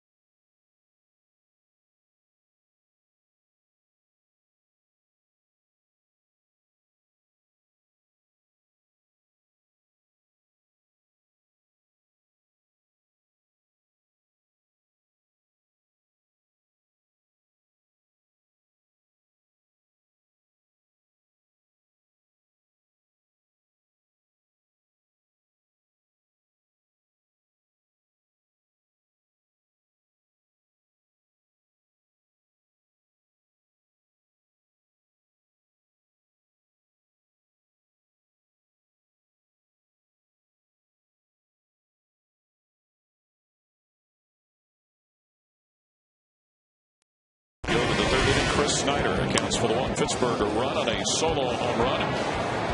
Snyder goes deep for his 14th of the season. That is our Coors Cold Hard Blast. The good news, however, the Reds after that put 3 on the board in the bottom of the 3rd, and right here in the top of the 5th have a 3-1 lead. Well, it's been a strikeout kind of night for Homer Bailey. He struck out 2 batters in each of the first 3 innings, 1 batter last inning, and he is 1 strikeout away from matching his 2010 season high of 8. Ryan Doumit will be the leadoff batter, one of those strikeout victims. And Ryan Domit's got to feel like he's a target out in right field. There have been a lot of balls peppered out there to him in right field. No, you can't hide him. It's like when Roy Oswald went into left field for that extra inning game for the Phillies. And familiar face, familiar voice, George Graham. He'll be back in the play-by-play chair tomorrow while you're up doing the Ohio State Miami game. Yes. Big time game in Columbus. George will be coming back to the TV booth. George will be here for a few games to the tail end of the season. It's always great to see George, and the Reds fans will be excited to get a chance to hear him behind the mic like he did for, what was it, 17 years you guys were married together. Yeah.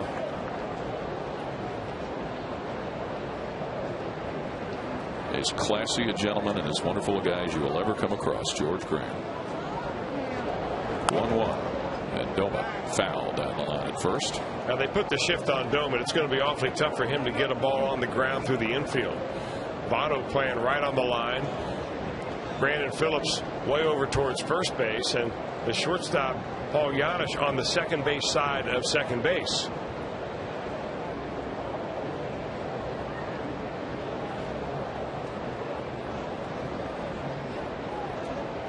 Bailey ahead in the count to Ryan Doumit. Not anymore. The first person I ever remember seeing a shift like this put on was back when Willie McCovey was in his heyday with the Giants. The old McCovey shift. That may have been one of the first ones. Although, didn't they do that for Ted Williams also? They must have. Yeah. Whatever they did to Ted Williams, it didn't work. Of course, there have been some Reds batters we've seen some of those shifts implemented on in the past. Was it not too long ago, back when Pete McCannon took over as interim manager, we saw him a couple of times bring one of the outfielders in and play a 5-man infield in some late game situations. Remember, he did that with, I believe, Norris Hopper in a game down in Atlanta. And if not mistaken, Pete played a good part of his career for Gene Moss. I'm sure that's where he probably picked something like that up from. Well, that's a defensive alignment when you've got a winning run at third base, and you've got to essentially bring everybody on in to see if you can cut off that ground ball to keep the runner from scoring.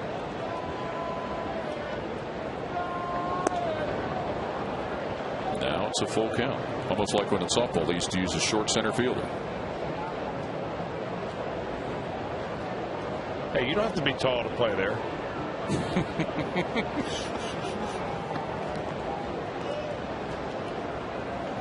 Count was full. Homer Bailey and Ryan Doumit.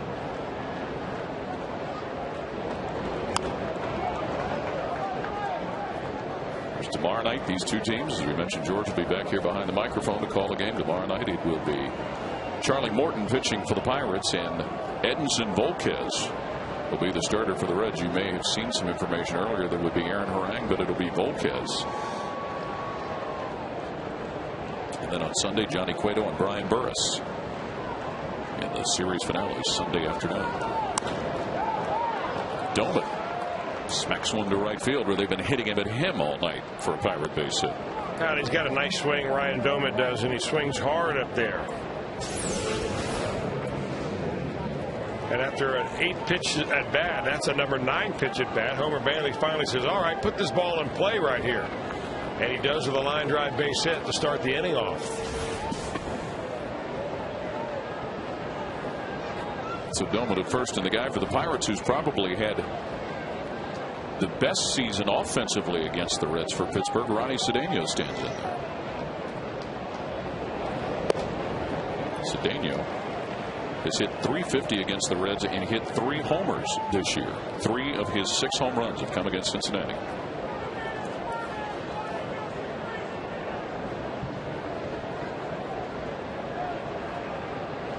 Reds with a 3-1 lead, nobody out. here in the top of the 5th. St. Louis, by the way, has taken a 4-1 lead over Atlanta in the 4th inning. Matt Holliday has launched a home run in that game. Chris Carpenter also homered. Cardinals might be getting serious. Chris Carpenter homered here in Great American last year, knocked a grand slam out of the park. Get that off of Kip Wells. Cedeno, who came over a few years ago from Seattle in a deal that basically was an exchange of catchers. Jack Wilson to the Mariners, and Ronnie Cedeno coming to the Pirates. Doman at first, leading off the inning with a single. And Homer bailing out of that stretch position.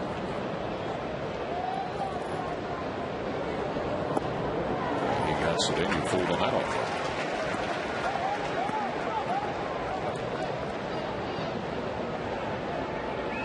I get the feeling Ronnie Cedeno made his mind up. He was going to swing at that pitch no matter what. It sure looked like it. Homer dropped the slider on him that was nowhere near the strike zone. I bet you loved that when you were on the mound and you had the feeling a guy was going to swing regardless of what you threw. I actually did not like it. Really? Because they would often knock the ball out of the ballpark. Rolling. Phillips. But not in enough time to turn 2. Join the Reds for a special celebration of one of the most historic moments in baseball history as we honor the 25th anniversary of Pete Rose's record-breaking 41 92nd hit. Pre-game ceremonies will feature a video tribute along with an appearance by the hit king himself on the field. Follow Reds legends Tony Perez and Cesar Geronimo, who are expected to be in attendance for the night as well. Be there Saturday, September 11th. Tomorrow night, Pirates and the Reds beginning at 6:30. For tickets, call 513-381-REDS or visit reds.com. Should be a very, very special night.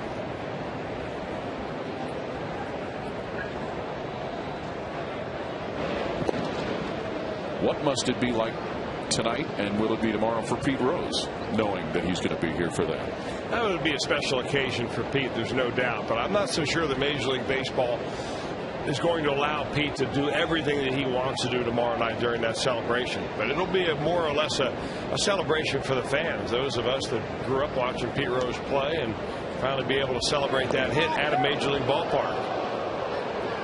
Very close at first base. That was a good pickoff move for Bailey. That's funny. Bailey's got a pretty quick pickoff move, but he's got a very slow and deliberate delivery to the plate. Cedeno has 12 stolen bases, been thrown out twice, and he's thinking about a stolen base right there. With that fielder's choice, they erased a real slow runner in Doman and replaced him with a pretty speedy runner in Cedeno. There he goes. And they got him. Wow.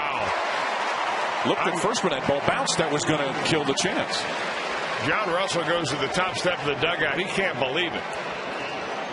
And Cedeno couldn't believe it either. In fact, he was so stunned by the call by Bob Davidson at second base that he wasn't even going to argue it. Not a good throw by Hannigan, but a great play by Brandon Phillips. That's a terrible call. I mean, that's not even close. But we'll take it. Agreed. So 2 down. Snyder at the plate, the guy who has accounted for the only Pittsburgh run of the night. It is 14th homer in the 3rd inning.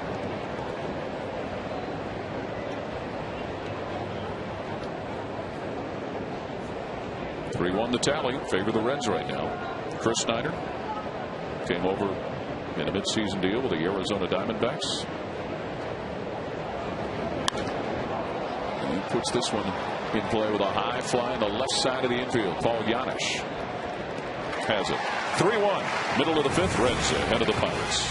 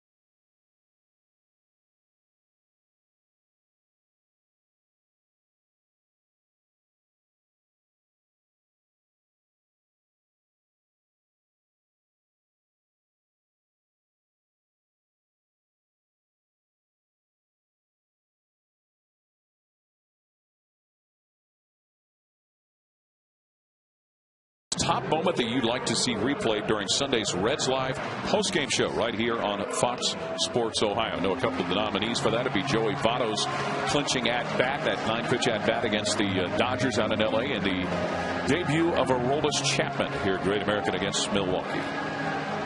3-1 Reds with a lead over the Pirates. And what do you got there?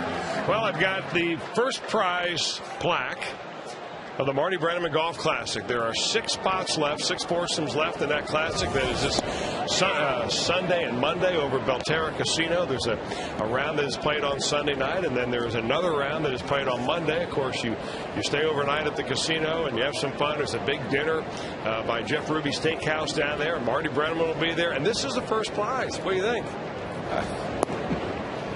Looks good. I don't know about that. You know, thinking about maybe coming in first place and winning this may be enough incentive for me not wanting to play. Having to take this home. What do you think? Or is this just the power of positive thinking? So I've got bad news for Eddie Shepard. This is what you're getting. Maybe. Scott Roll will pop up in foul territory to Pedro Alvarez for the first out of the inning. Now, in all seriousness, Paul, I know you've never been down there for it, but it is a really fun time, and all the proceeds to it. I mean, no one makes any money out of that tournament. It all goes to the Reds Community Fund. They raise a lot of money, and as you know, the Reds Community Fund does super things in the community, trying to fix up baseball fields, helps underprivileged kids play baseball. It's just a wonderful organization run by Charlie Frank, who does a super job at it, and I'm really looking forward to it. Now, one of these years, I'll get the schedule cleared to be able to get in it. I hope so. Johnny Gomes at the plate. So she'll be there. Is Tom going to be there to lend support, even though he's not able to swing the clubs? No, I don't think so. I think Tom will be working his NFL schedule, and in fact, I'm his fill-in for his team. So it's up to me to rescue them from obscurity. Gomes out on a throw from Cedeno to first base. 2 gone. Cowboy be there, I would guess? Yes, he will be. And, of course, Marty will be there, presiding over everything.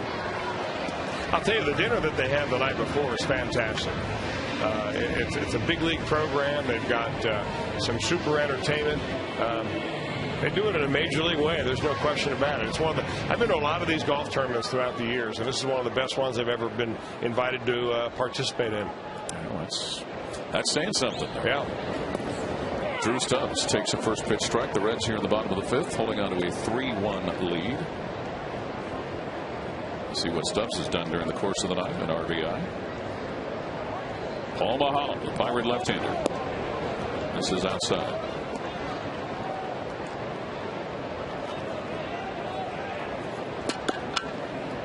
While all that golfing and everything is going on, the Reds will be at home with the Arizona Diamondbacks Monday evening, Tuesday evening, Wednesday evening, Thursday afternoon.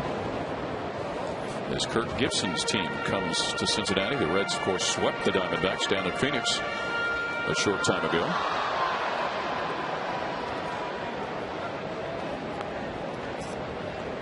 Drew Stubbs struck out in the 2nd and an RBI base hit in the 3rd.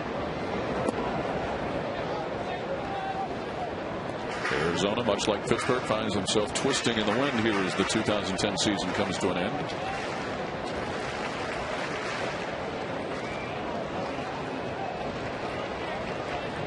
Two and two the count to the Reds center fielder, Drew Stubbs.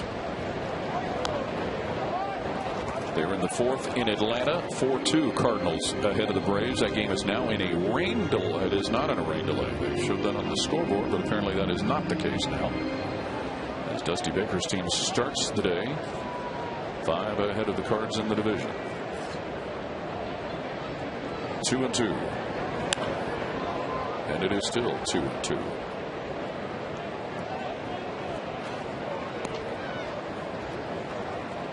After that series with the Arizona Diamondbacks, it will be back on the road for the Reds to Houston and to Milwaukee.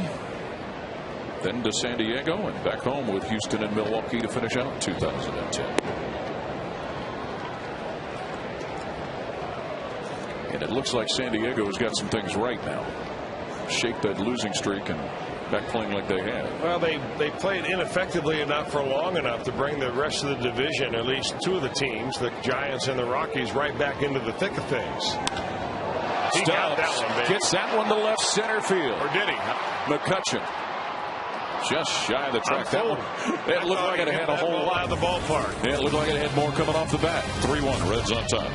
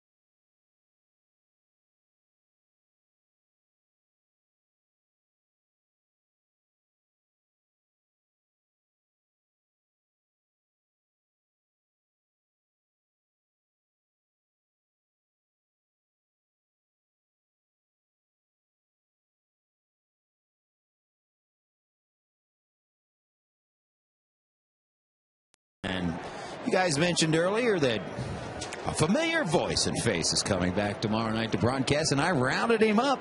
It is George Grant, of course, the longtime voice of Cincinnati Reds. And who better to answer a Meyer text poll question than the guy that hosted the first Sports Center? And here is thy question tonight. We want to know what's the biggest home field advantage in your major sports: football, basketball, hockey, or baseball. 1, 2, 3, or 4. Text to 37664. Standard text message rates apply, and you've covered them all. What's your answer? Does fantasy football count? Fantasy football does not count. Better food in my house. Nice play right there. Votto to Bailey to record the first out. What do you got, George? What do you think? Football? I'd have to say it's definitely football or basketball. Hockey or baseball. Usually the best team on that night wins, despite the crowd. I would say football. George Grant is going with football, so I will go with football. Number 1. And here are the other results. Hey, not surprising, George hit a home run. Well, he's usually pretty much right on it. He looks like he's got the same tan that he left with.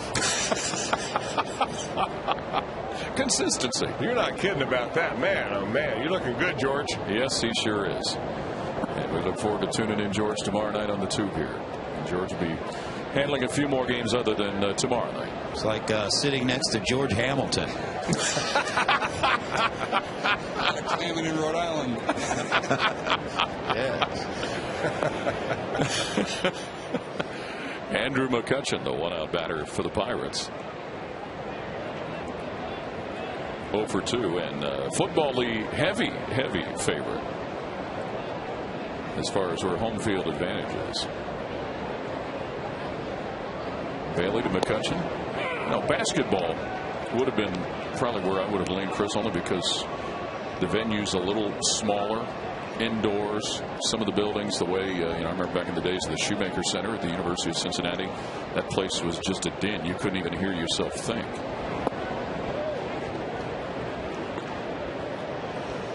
Yeah, there are. I would imagine, I haven't been to very many of the college venues, but places like the Cameron Center down in Verduke, it's got to be intimidating for a lot of visiting teams. And McCutchen with a base hit. Arkansas, their arena, back when they had their 40 minutes of hell with Nolan Richardson, maybe one of the loudest they've ever been to.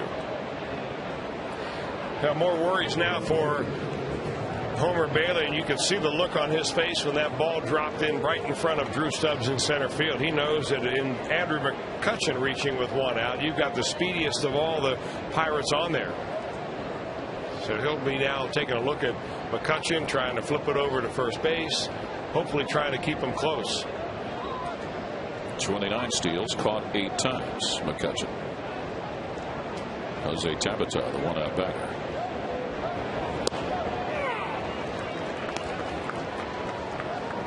Now at Papa John's, get any large pizza for just $10.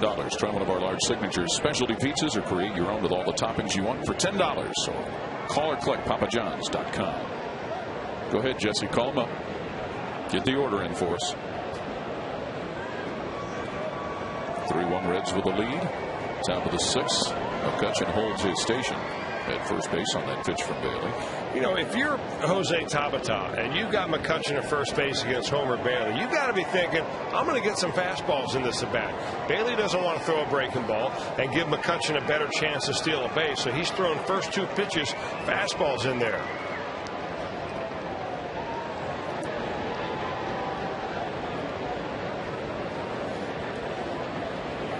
Since Tabata was called up on the 9th of June, he is tied for second amongst National League players with total base hits, 97 of them. In that same time frame, Carlos Gonzalez leads the way with 109. What were your thoughts of seeing Gonzalez in person the past week?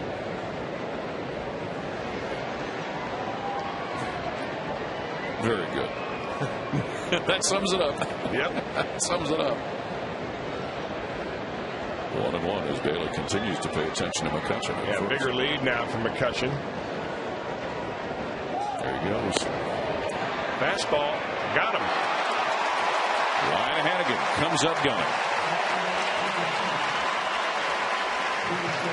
Ryan Hannigan up to the challenge right there. It looked like Andrew McCutchen, despite having a big lead, he looks like he slips a little bit on his first couple of steps.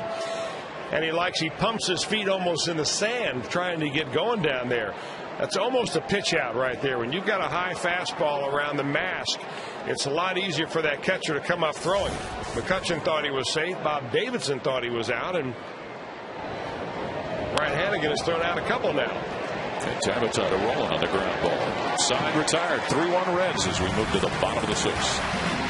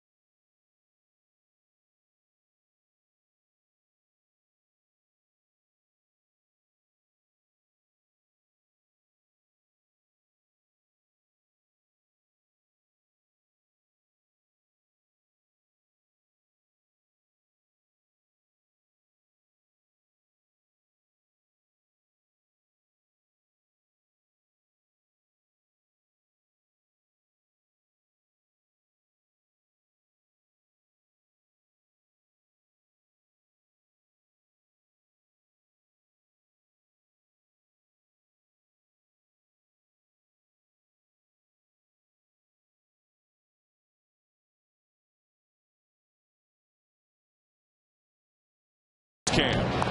Look at some of Pedro Alvarez and his work at third base.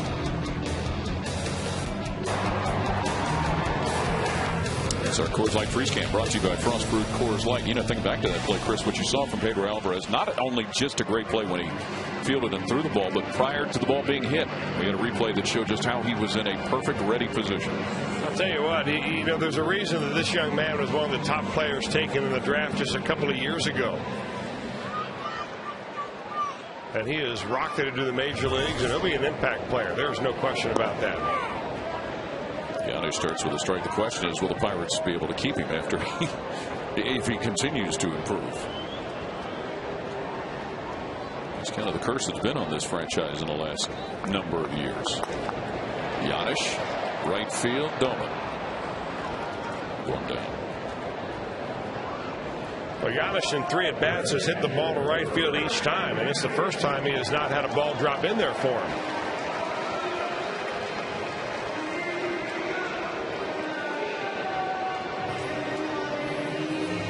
Ryan Hannigan would come in, a base hit and a walk during the course of the night for the Reds catcher. It was an intentional walk given to him in the 3rd.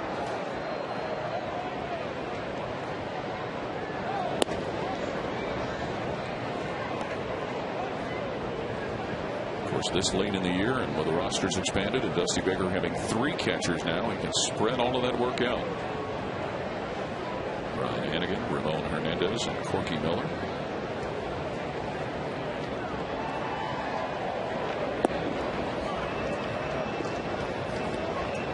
Ryan Hannigan now has hit safely in 8 of his last 9 starts. There's Corky Miller.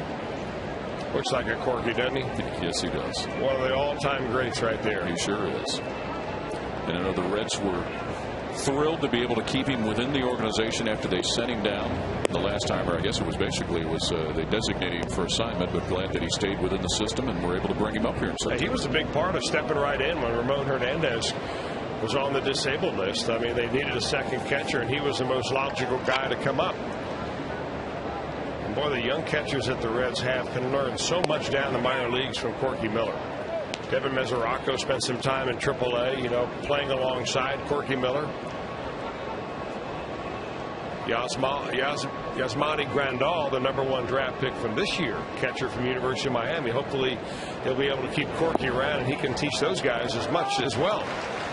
Second time tonight that Ryan Hannigan gets a free pass to first base. Hey, Reds fans, if you're looking for food service solutions that deliver better results, think JTM Food Group.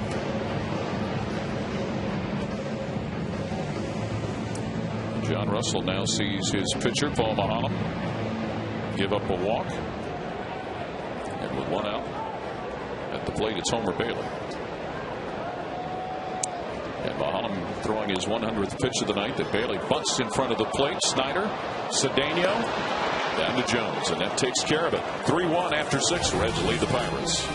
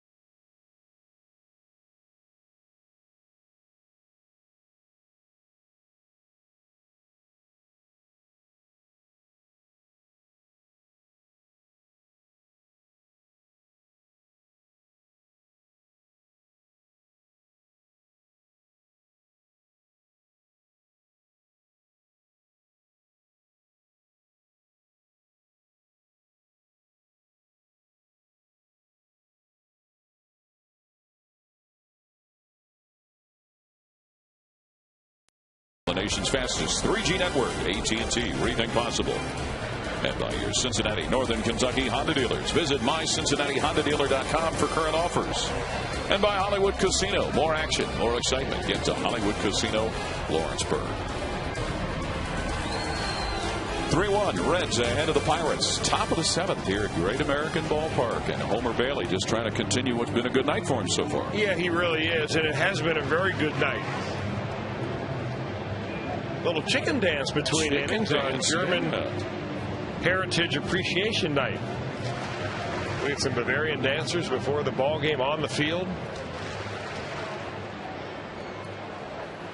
The chicken dance. Maybe we'll get you to do the chicken dance if the Buckeyes are able to hold off the Hurricanes tomorrow. Don't put that pressure on.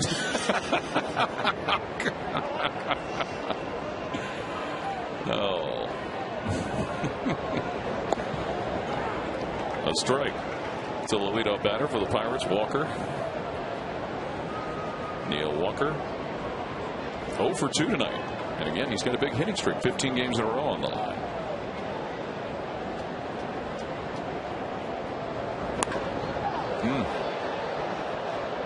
A homer in somewhat unfamiliar territory as far as deep into the ball game. He has gone 6 innings in each of his last ball games, and last two games, 5 1/3 against the Giants on August the 25th. But his best game of the year was against his Pirate ball club at PNC Park over in Pittsburgh. A 4-hit shutout performance. And Walker misses.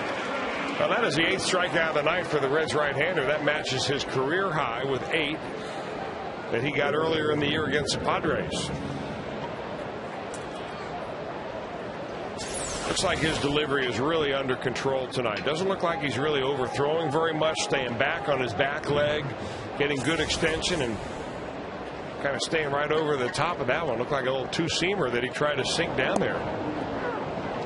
Strike to Garrett Jones. That could be the end of Neil Walker's hit streak there. Yeah, you know, that could also have been that little split finger that he throws. He can throw that ball up as high as 89, 90 miles an hour, and that's probably what that pitch was. Bottom dropped out of it.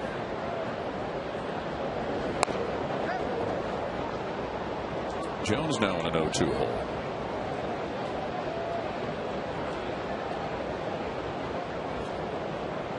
And we talked about it a couple of times, but that Sunday game in St. Louis started off pretty good and got into that situation where an intentional walk to Pujols, and then Holiday jacked one out. Kind of spelled the end of it right there. Well, it did, and the margin of error was so slim there. The Reds only scored a couple of runs in that ball game.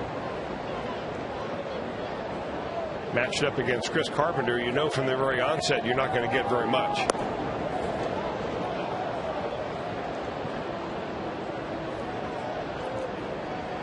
Jones tonight 0 for 2, a strikeout and a pop foul that was caught by Ryan Hannigan.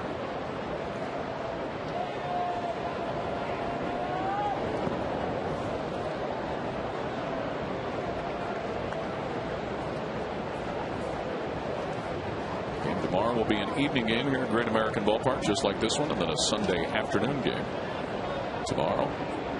Edinson Volquez, Charlie Morton. Sunday, Johnny Cueto, Brian Burris. 2-2. Get ready, Danny.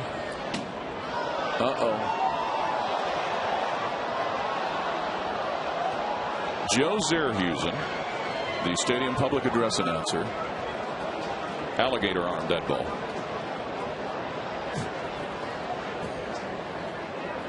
He was never known for his fielding. He may talk a good game. In tight there. He does talk a good game. One of the great guys around, Joe Zerhusen. Yeah, one of the finest public address announcers that you'll find in all of baseball, too. Well, if we had a voice like his, we might be announcers. Jones strokes that one deep. And it is off the wall. Nice long shot for Garrett Jones for a double. You know, with the weather cooling down a little bit here in the evenings, and this is a super night to watch baseball. I mean, people are so comfortable out there this evening, but the ball not carrying like it did when we were heating it up to 90 and 95 degrees. Garrett Jones gets a whole bunch of this one. And trying to go oppage here, he goes just above the glove of Johnny Gomes, who makes a nice attempt. And he's got Drew Stubbs to back him up, but a double with one out for the Pirates. And for Pedro Alvarez.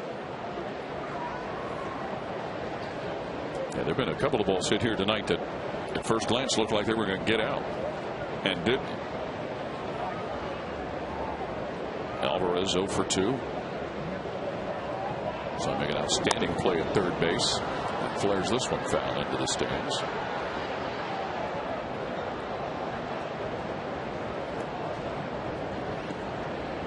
remember those early series in Pittsburgh, it seemed like the weather could never get warm. It was almost late football season weather.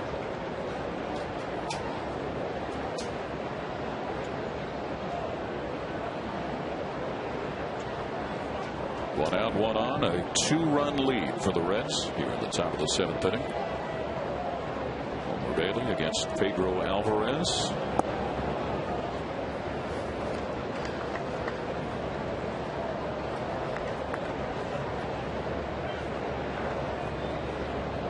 Alvarez on the year has hit 11 home runs, but 10 of them have come at PNC Park.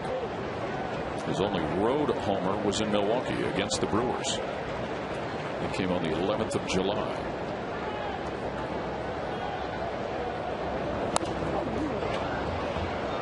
Now the count favors the pitcher. Well, Alvarez has always been a very good prospect. He was raised in the Bronx. He was drafted by the Red Sox back in 2005 in the 14th round. Turned down about a $750,000 scholarship. Ended up going to Vanderbilt. And he was the second player taken in the 2008 draft. And when it was all said and done, when he finally signed late in September, he signed for a major league contract, guaranteed him somewhere over the number of $6 million. So the time at Vanderbilt, well spent. Rips and misses. Time to take a look at our Mass Mutual Reds in-game box score. Once again, provided by Mass Mutual. Paul Giannis with the only player on the Reds lineup right now with a couple of hits. 2 singles, a run batted in. And Stubbs and Rowland with the RBIs as well.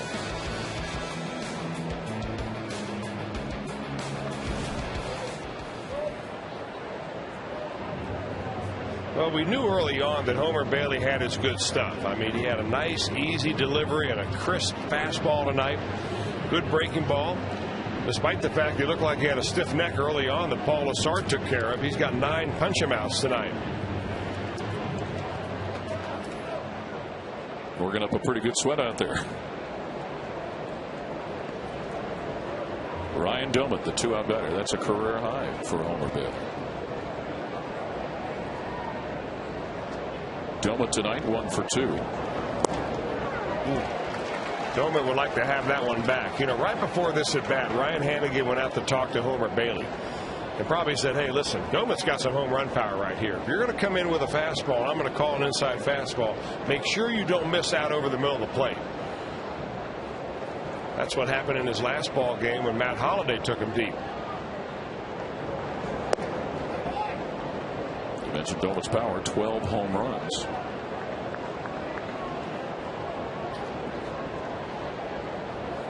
And how great does this got to be for Dusty Baker to see a starter getting this game into the 7th after having to burn through pitchers in the road trip? Well, it's big, and it's also big on a personal basis for Bailey. Wow. I mean, Bailey's fighting for his, I mean, a lot of pitchers are, but I mean, he's trying to make a statement here that I'm worthy of postseason roster contention. You know, the Reds are probably only going to need, 4 starting pitchers, and a couple of them are probably already decided. I would think Arroyo and Cueto, maybe Travis Wood. That leaves another one open. And you're looking at a possible pitch off between Bailey and Volquez. We were just notified before the ball game that Aaron Harang, who was scheduled to make the start tomorrow, at least on the Reds media notes, has been scratched. He'll be in the bullpen, and Edinson Volquez will make the start. Bailey a strike away from getting out of this inning. What you like about a guy like Bailey and Edinson Volquez is that when they bring their good stuff to the game, they can shut down anybody. And this young man put up such a last 9 games of the season together last year. Real good string of games. Left it into shallow right center, but there's Paul Giannis. 3-1. Reds still on top.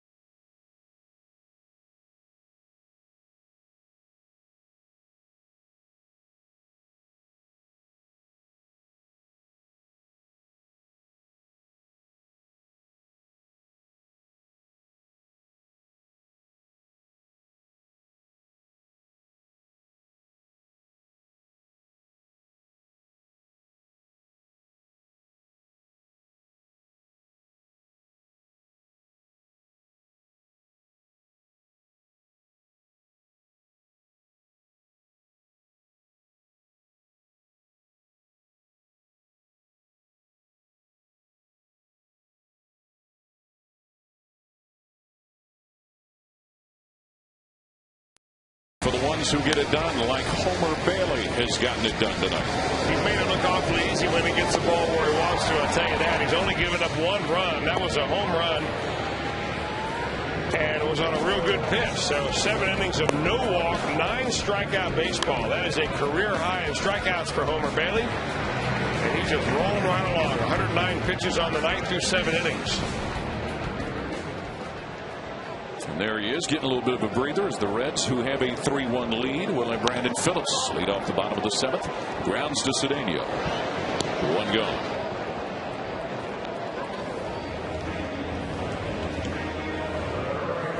Brandon with 1 base hit on the night. That was a single in the bottom of the 1st inning. Bailey and Russ Springer. Chris Heisey hit by a pitch in the 3rd. Bounced out in the 1st, fly ball out in the 4th.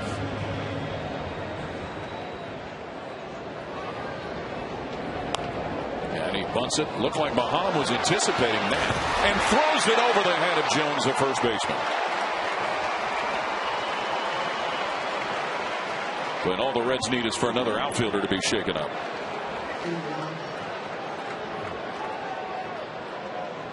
I think he hit the ground hard, but he's going to be okay. Maybe just knock the wind out of him a little bit. A little dookie drag action, pushing the ball the other way. It should have been an easy play for Mahalam.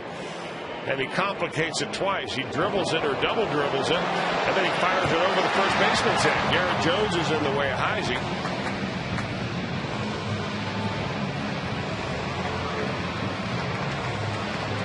And the Reds will reach a base runner.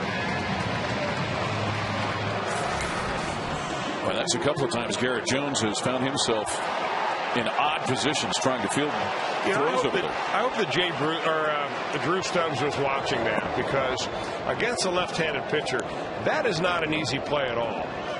It was that one for Mahalam because it was almost right back to him. But man, oh man, with Stubbs' speed, if he would just learn how to push that ball to the right side, you'd see that play messed up by left-handed pitchers more often than not. It's the 2nd error of the night against the Pirates. Joey Votto, 3 for 19 against Paul Mahalam, as Joey Votto counting his 0 for 3 tonight. Yeah, he's been handled very easily tonight too. Last couple of times up, I think he's only seen 6 pitches total, both at bats resulting in strikeouts. And his last one a called 3rd strike. Gets a piece of that one. It just goes to show you that even for great hitters like Joey Votto, that there's always 1 or 2 pitchers out there that have your number.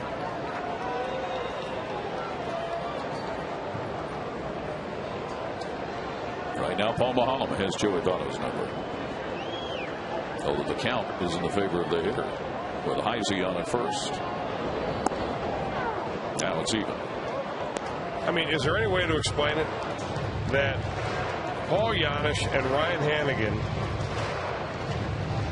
have 3 hits and 2 walks tonight off of Paul Mahalam? And Joey Votto looks like he's never seen. It looks like he's throwing aspirin tablets up there. Called strike 3. You know what? I don't think there's any way to explain it except that Joey just doesn't see the ball coming out of his hand. I mean, he takes this pitch like it's 3-0.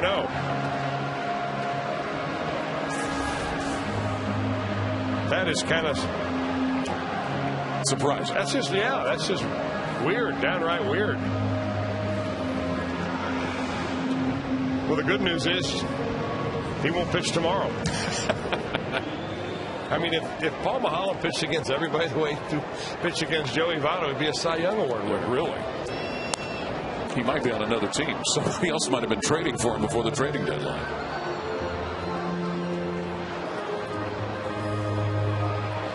That, by the way, 7 strikeouts for Paul Mahalam. You mentioned that he's lost 7 of his last 8 decisions, and during that stretch has an ERA of almost 9.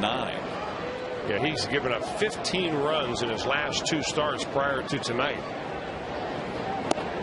Now working on Scott Rowland. What do they say? Light fuse, get away.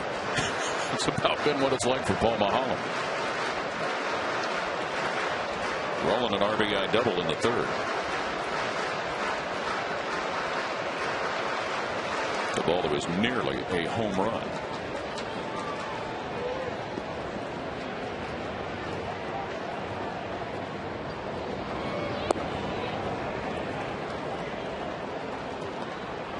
Two and one to the Reds' third baseman. Heisey on at first. There because of an error, and a ball bunted back to the mound, and Paul Maholm threw it over the head of his first baseman.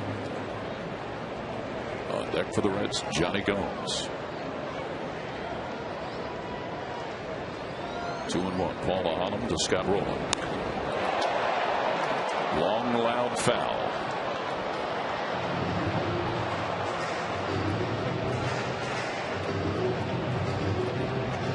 Still 4-2. Cardinals leading at Atlanta. Bottom of the sixth inning.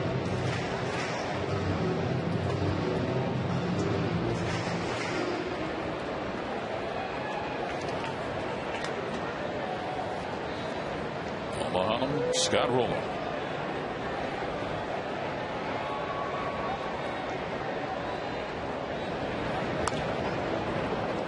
Rowland fighting to stay alive in the batter's box. You mentioned that earlier series sweep the Reds suffered at Pittsburgh. If I'm not mistaken, wasn't that a series where Scott Rowland didn't play at all in any of those 3 games? Yeah, I think that he wasn't the only one that was sidelined, but he had the bad back, and it was a cold, very inhospitable visit to River City. Swing and a miss. Still 3-1. Reds with a lead over the Pirates.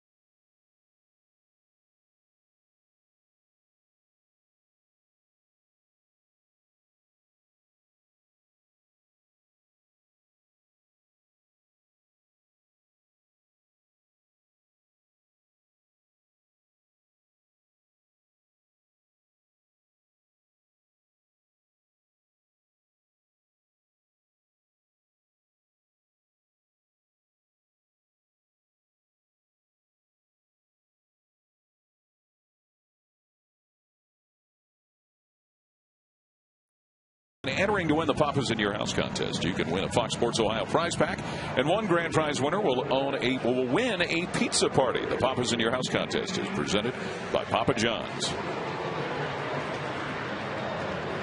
3-1, Reds with a lead over the Pirates. We moved to the top of the 8th inning, and Dusty Baker has gone to the bullpen. Homer Bailey's night is done. Well, he got a great outing from Homer Bailey, and the Reds needed it. Homer Bailey needed it. 7 innings of 1-run baseball. He struck out 9 for a career high, and he'll give way to Nick Massett. Massett on the mound yesterday during that very gut-wrenching loss the Reds had in Colorado to complete the sweep of the Rockies that the Rockies had over the Reds, as Chris Nelson stole home to win the ball game in the bottom of the 8th inning. You have a bad game like that, you get him right back into the fire. He was the losing pitcher in that game. 1 inning, 1 hit, 2 runs. I think I saw the note where the last time the Reds had a player steal home to decide a game was Eric Owens. Well, with the Padres. Former Red. Yes. Speaking of that, here is yesterday.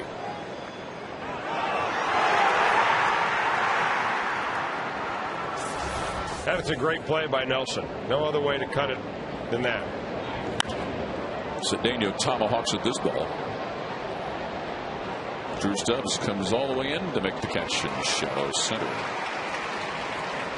Well, take a look at that play again from yesterday. Watch where Nick Massa is looking. Somebody yelled, "Step off." And the first thing he did was turn to second base, and then first base, I think he simply forgot that there was a runner at third.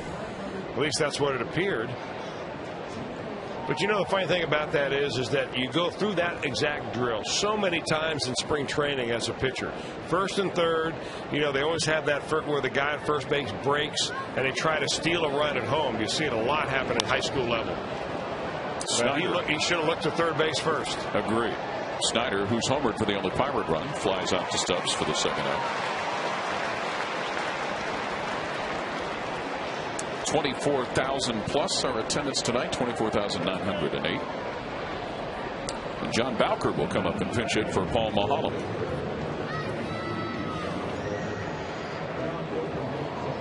Nice crowd here on a Friday night.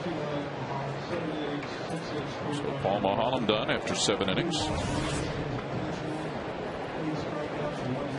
Bowker came over in a trade from San Francisco, along with pitcher Joe Martinez, in a deal for reliever Javier Lopez at the end of July. Well, Brian Price is going to go out and talk to both Ryan Hannigan and Nick Masset about Bowker. He's got lots of power, Bowker does, but he's a left-handed hitter with a real short swing and real short arms. And those kind of guys are tough to get inside on. So probably the scouting report says, hey, stay away from this guy. Make him try to extend his arm, because if you try to get in his kitchen and don't get in there real deep, he'll unjam you. There you look at Bowker's pinch hitting work here in the season. And he'll flare this one into left center. Stubbs on his horse. Got it. 3-1. Reds on top as we head to the bottom of the 8th.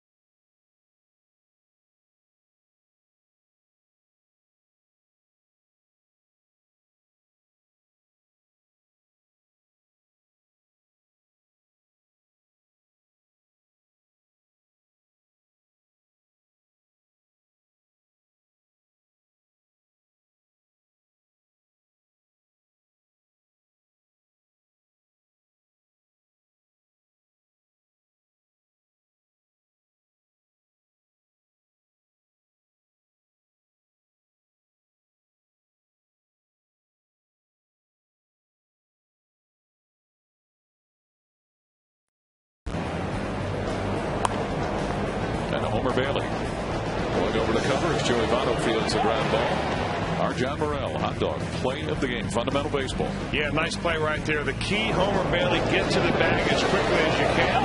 That way Joey Votto just has to flip it to the bag. Not an easy play, because Votto actually had to flip it behind himself. But the Reds defense has come up big, and right now the Atlanta Braves are coming up big against Chris Carpenter. They've scored a couple of times in the 6th inning to make it 4-4. They've got a couple of runners on base, and of course, if the Reds hold on and win this ball game and the Cardinals lose, the magic number goes to 17. Boy, isn't that nice to talk about that. How long has it been since we talked about magic numbers? I figured once it gets to 20, it's worth mentioning. And even if you lose a ball game and the other team loses, you don't want to talk about how the spread stays the same, because that magic number begins to mean something. With only 21 games to play, this is actually 20 games after tonight. you know, the odds become more and more in your favor just by virtual number of not enough games to play. Johnny Gomes, a hit into the gap off the new pitcher, Chris Resop. So Johnny Gomes with his first hit of the night.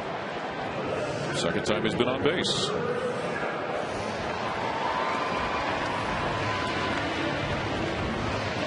Stubbs will come up. Resop has come in to replace Smahalam on the mound for the Pirates.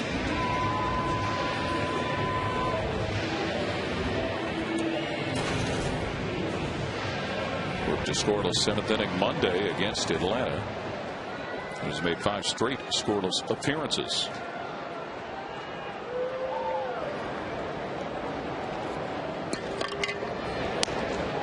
Drew Stubbs at the plate for the Reds. An RBI single in the 3rd inning for the Reds center fielder, Drew Stubbs,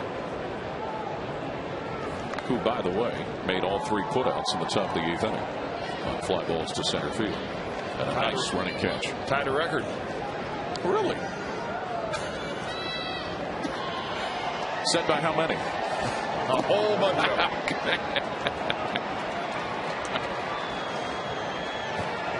Good one. Boy, you're easy. Oh, you thought you fooled me, huh? Oh, no. Come on, dog. Yeah, you know what? You're nice to play into it, though. There you go. How about the Atlanta Braves? Taking a 7-4 lead now. Still nobody out in that frame there. Tied record.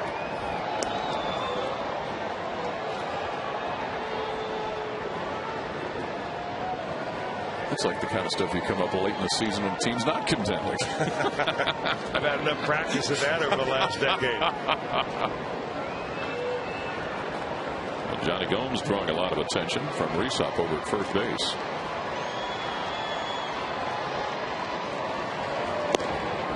And Stubbs looks at a strike.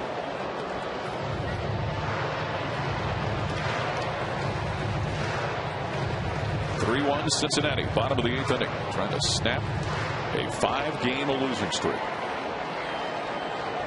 The Reds' last win came in St. Louis a week ago tomorrow.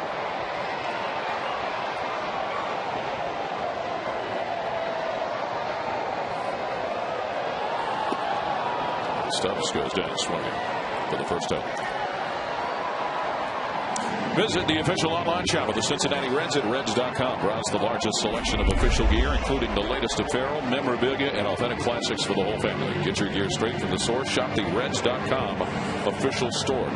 Never too early to start thinking about loading up on Christmas presents for folks. 7-4 Braves ahead of the Cards. Still nobody out. Paul Yash the better. Couple of base hits for the Red shortstop tonight, Paul Yash.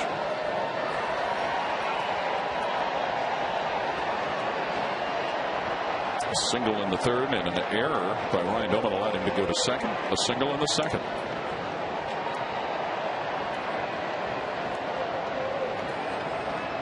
He's trying to pad on some more runs against Resop, the new Pirate pitcher, out of the bullpen.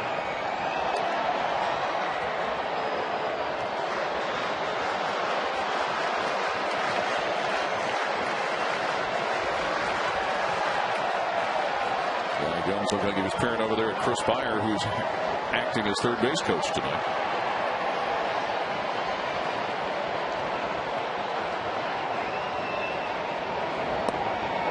And a strike.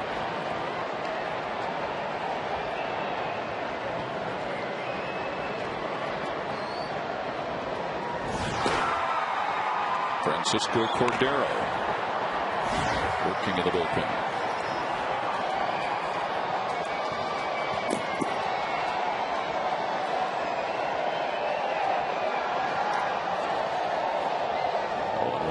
To Yash.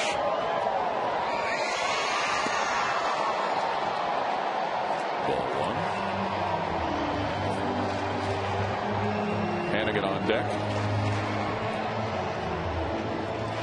And very possibly a pinch hitter would follow he if the inning continues.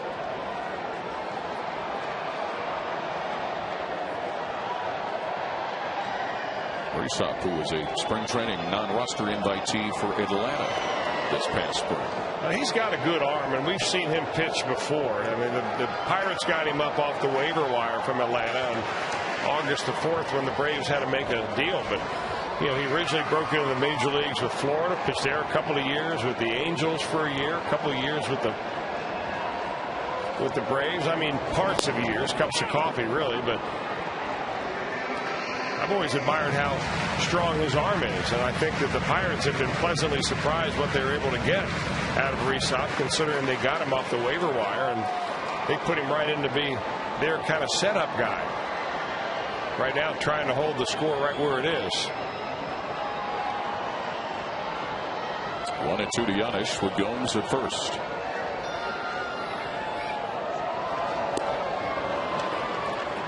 See you later, Paul Giannis. That's back-to-back punch-outs to Reesop, and, you know, 94-mile-an-hour fastballs, they don't grow on trees.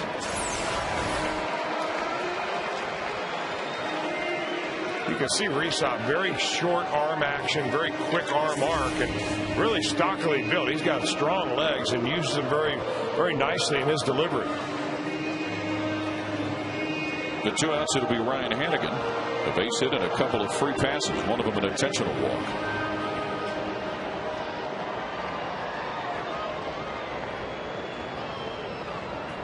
Pirates outfield does not move an inch between playing defensively for Giannis and now Ryan Hannigan.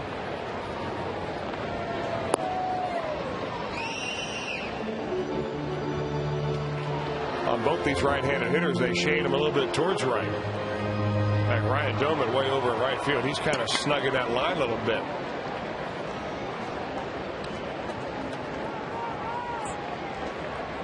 Hannigan's single came in the second inning.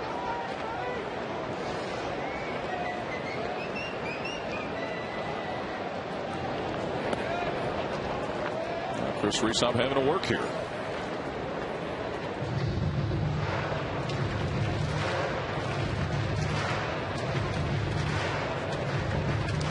Reds with the lead. Atlanta ahead of St. Louis 7-4. That game is in the 6th. You see who's on deck for Cincinnati. Here in the bottom of the 8th, Yonder Alonso.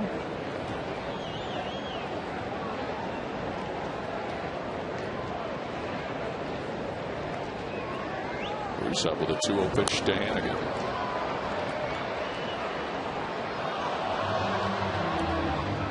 So now 2-1.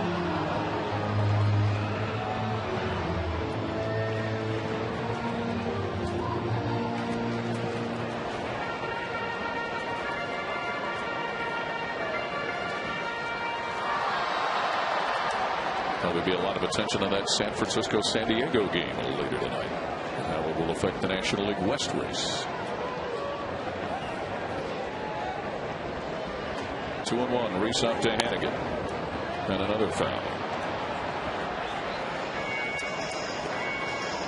Tomorrow night, just a little past 7 o'clock is when things will begin here at Great American. Edinson Volquez and Charlie Morton. Volquez for the Reds, Morton for the Pirates, and then Sunday 1:10 start, Johnny Cueto, Brian Burris. We'll finish things for the Reds and the Pirates for the season. Arizona will come in after that.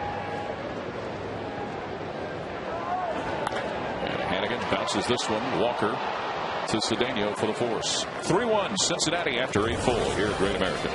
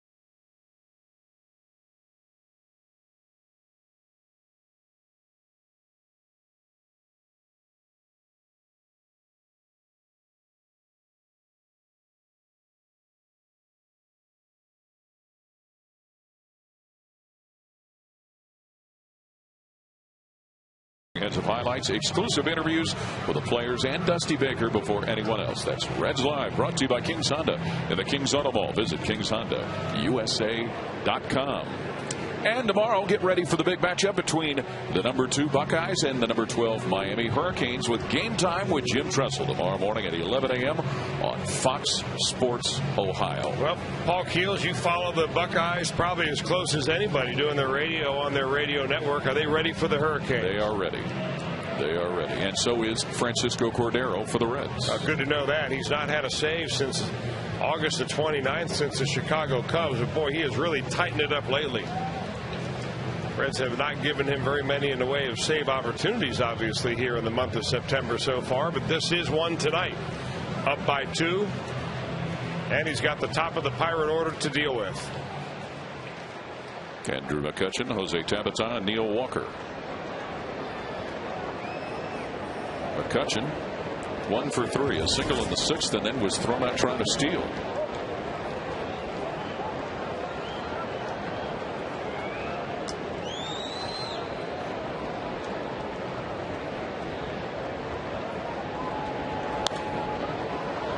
Cordero gets him to chip one out of play.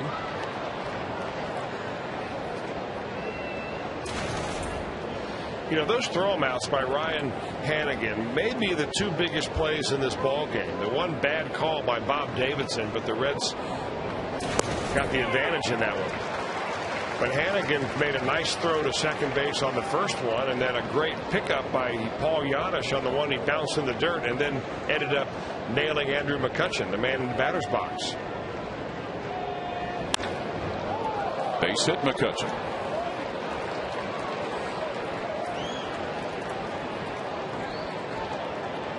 You know, McCutchen, Tabata, Neil Walker, Pedro Alvarez, all very young players, all very talented. I mean, they hope in Pittsburgh that a couple of years from now, if they can find some pitching, that this ball club can make some noise in this division. This young man can play, McCutchen. And he covers the ground very well out in center field. He does indeed. Jose Tabata, 1 for 3. A single and a stolen base. Speaking of, McCutchen on the move, and he'll get to second. That run didn't mean a whole lot right now to Francisco Cordero. Cordero does not get a lot of ground balls, doesn't get a lot of ground ball double plays, but just in case McCutchen is going to take second. That's the importance of having that 2-run lead as opposed to a 1-run lead.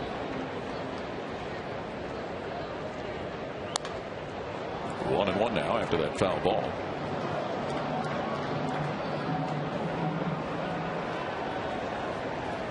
There you see what Jose has done in the night.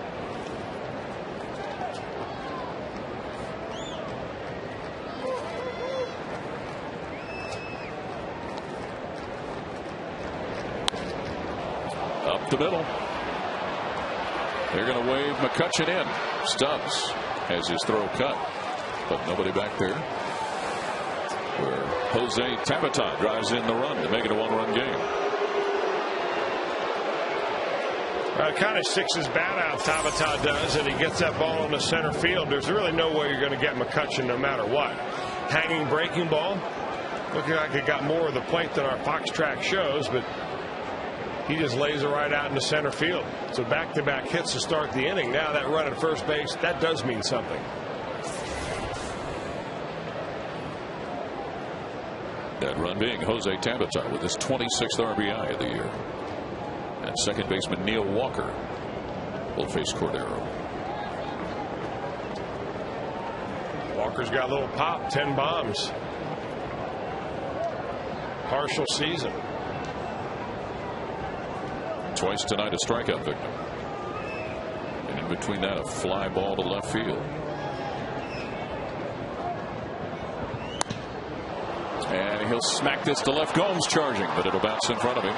Walker extends his hitting streak now to 16 in a row, and the Pirates really have got something going. Now the Boo Birds are out on Francisco Cordero.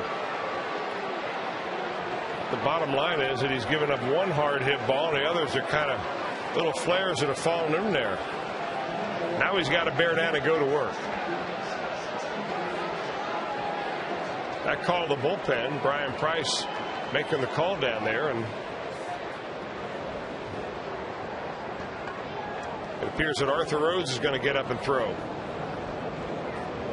Garrett Jones at the plate for the Pirates. Almost to the same spot. Gomes has it.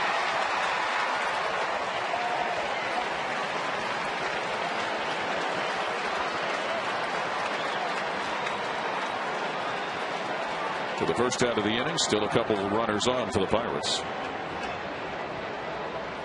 Jose Alvarez comes to the plate next.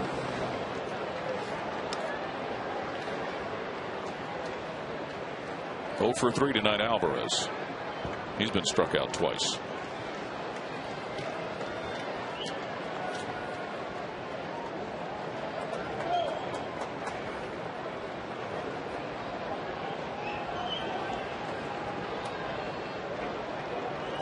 There's the sum total of his night in the season.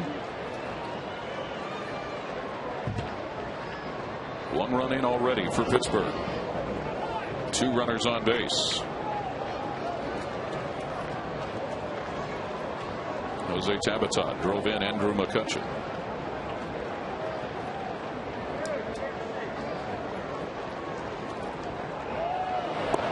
Runner moving to third. He's there. Jose Tabata swipes it.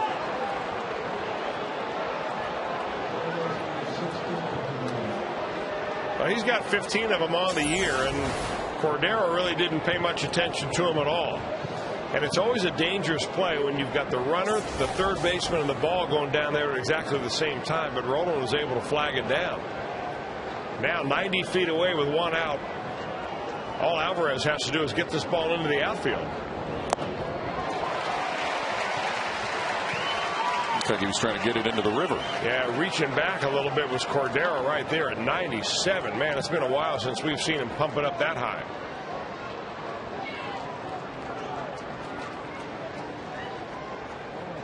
Two and 1 the count to the Pirate third baseman, Pedro Alvarez, and reaches for another one.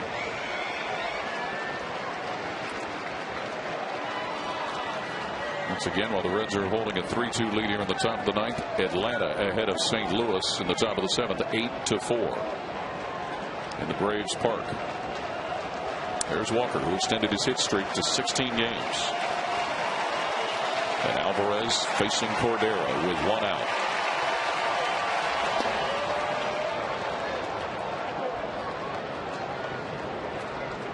Now that was a slider down and in after consecutive fastballs up and away in the high 90s. Tries to change the eye level of the hitter. Now he's probably going to go back up and away again with a fastball and just challenge him with his best pitch. 3-2. Looks like we'll get a new batch of signs from Ryan Hannigan delivered around the field. So that was what he was signaling to the guys around the diamond. Runners at first and third. Runner from first on the move. Base hit to left field. And it's a brand new ball game.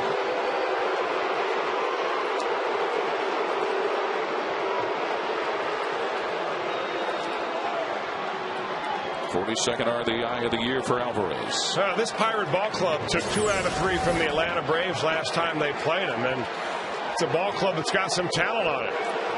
And they come right back in this inning with 4 hits in the 5 batters that Francisco Cordero has faced.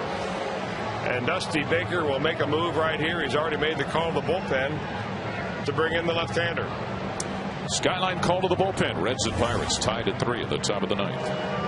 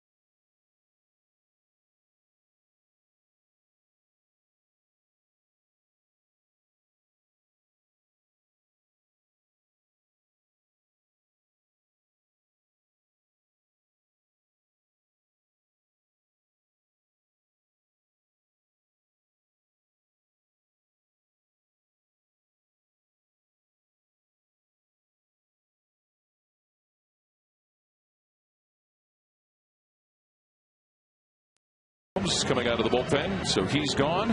Arthur Rhodes is now on the hill. Now, 7th blown save this year for the Reds closer. A disappointing one because he had a 2-run lead in which to work, and he's quite frankly throwing the ball a whole lot better than he was when he left for this last road trip.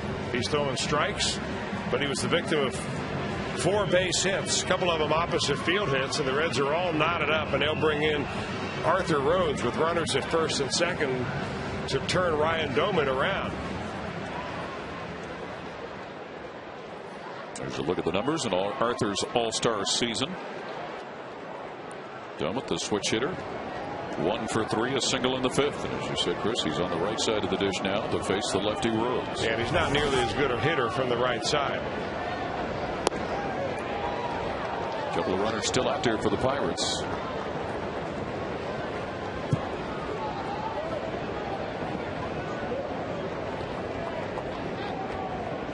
Doman with a strikeout in the 2nd and popped out to the shortstop in the 7th. He reaches and pops this one up. Isaac, 2 gone.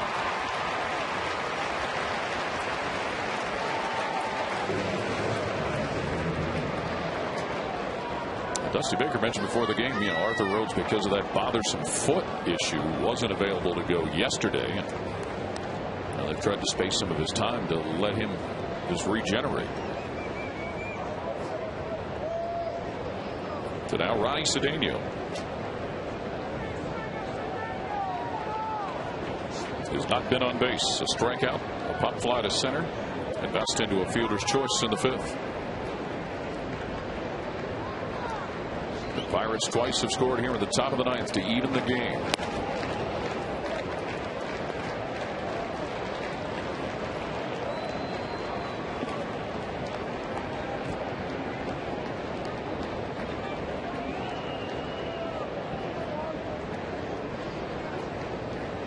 Rhodes staring in at Ryan Hannigan.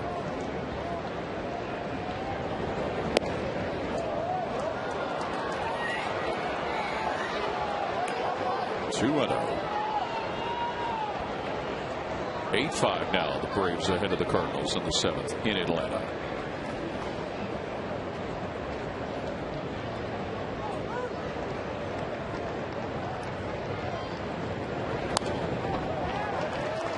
Cedeno unable to straighten one out there.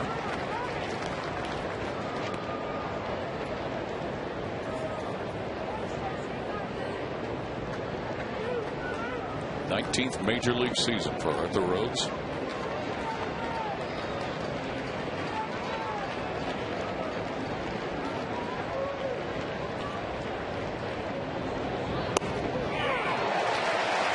Got it where he wanted it. I'll tell you what, he just continually is able to throw that fastball by righties and lefties. Cedeno may have been sitting back waiting for that breaking ball.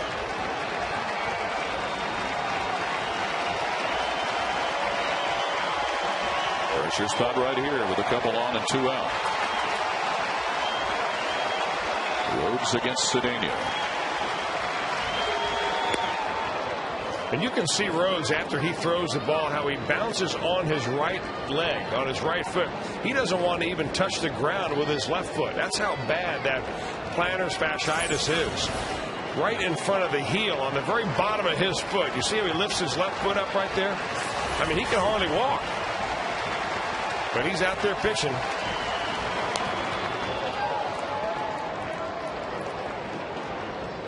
Now, I don't really think Dusty Baker wanted to use him, but he saw the meltdown that was happening with Francisco Cordero and had no choice. This guy's a champion. I mean, it is something that has bothered him all year long. They've tried a variety of different orthotics to take the pain away. And nothing has worked. The only thing that will work is taking a couple of months off of it.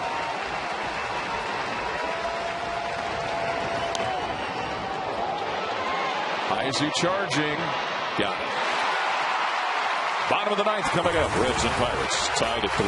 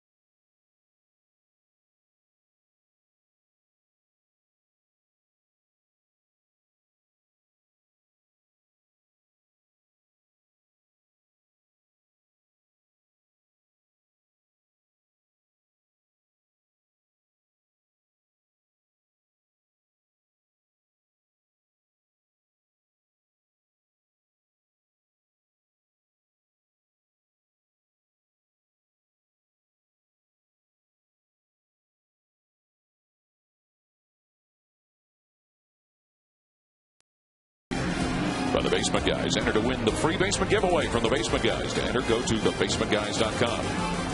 And by Cincinnati Children's in the top 10 for all selected pediatric specialties in U.S. News and World Report's 2010 Best Children's Hospitals. Beautiful shot of Fountain Square. 3-3 the score. Reds and Pirates. We move to the bottom of the 9th inning here at Great American, and it'll be Yonder Alonso, the pinch hit for the pitcher, to lead it off. And he'll face a new pitcher. The Buccos are going to run out there. It'll be their third pitcher of the night. Paul Mahalam went 7. Chris Resop pitched last inning, and their lone all-star representative, Evan Meek, will come in and pitch this the bottom of the 9th inning.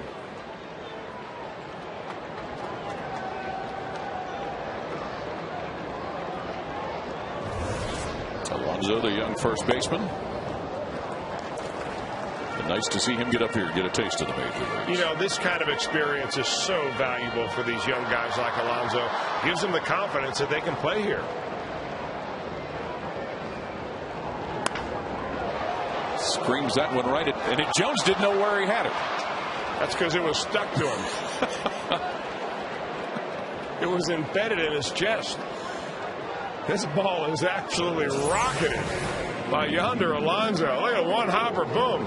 He's got it actually in his glove. He has no clue. But man, oh man, that ball was scalded.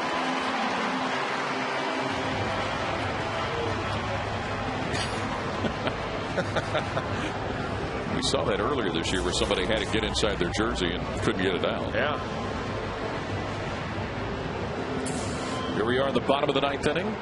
10 o'clock at Great American Ballpark. Thanks for spending your evening with us. Paul Keels, Chris Welsh, Jim Day, Jeff Pecoro, and all the other fine folks at Fox Sports Ohio that bring you Reds baseball. Pittsburgh scores 2 in the top of the 9th to tie the game.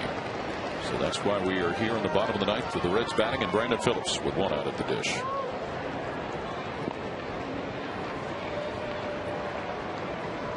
Phillips singled in the first for his only at-bat of the night. 2-0 the count. Evan Meek to Brandon Phillips. I know you guys were talking in Denver about concerns with his hand there on the bat after getting hit, and hoping it's not a concern. Well, I mean, there's still swelling. It's been a couple of weeks now since Brandon was hit with a ball, and he's probably got himself back in the lineup before he really should have. But the guy's a gamer. He loves to play. He knows how important he is to this ball club. And even with a sore hand, he can play, you know, great Gold Glove caliber defense at second base. But he hasn't quite been the same hitter since, although he looks pretty good at the plate tonight. That first pitch line drive that he saw for a base hit, and played Pepper a couple of times, but not quite in the groove that we saw him earlier in the league, in the year.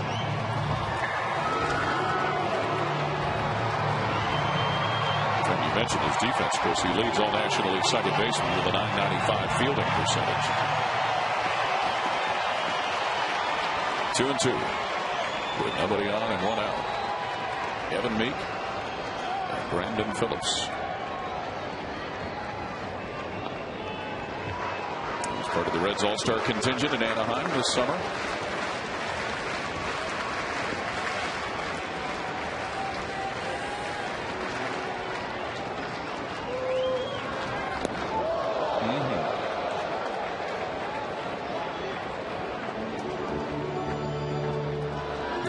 Text poll earlier about home field advantage. You can just sense this crowd is waiting to erupt. Well, a pretty decent crowd tonight. 24,000 plus came out to watch the Reds and the Pirates this evening on a beautiful night for baseball. And they're all on high alert. Yeah, the Reds win. It'll be a walk-off victory, an exciting one. Looking for number 9 on the year in that department. So Brandon Phillips will trot on down to first base.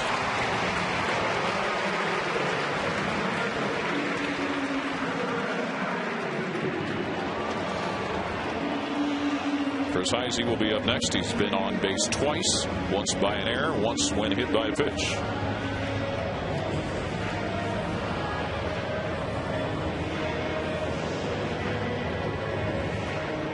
The Reds are 4th in the major leagues with 19 wins in their last at-bat.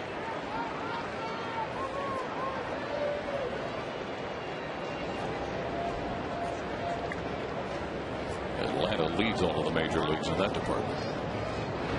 Speaking of Atlanta, 8-6 Braves ahead of the Cardinals, bottom of the 7th.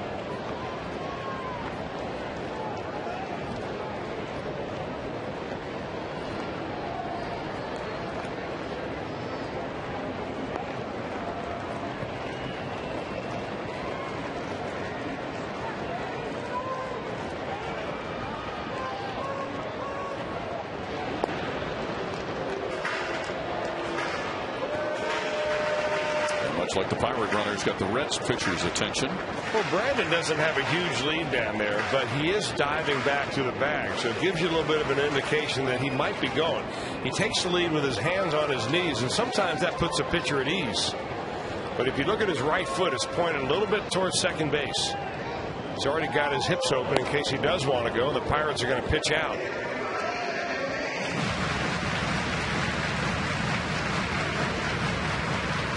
You know, same thing goes for Chris Heisey as for one of the Pirate hitters earlier when McCutchen was on. Heisey ought to be looking for fastballs right here because Evan Meek doesn't want to throw anything slow and give Brandon Phillips a chance to steal. Trying to get some good foot grab with that right foot, and he may have been leaning that time.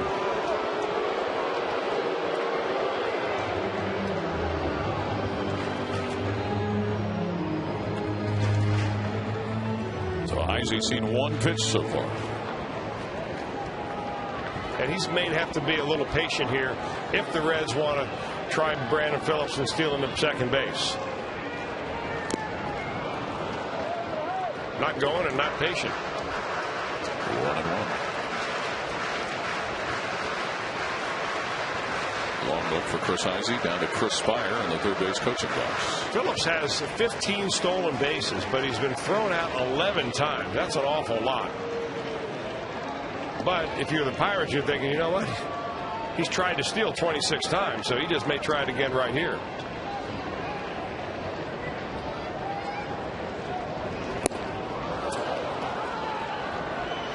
Blowing the heater right by him.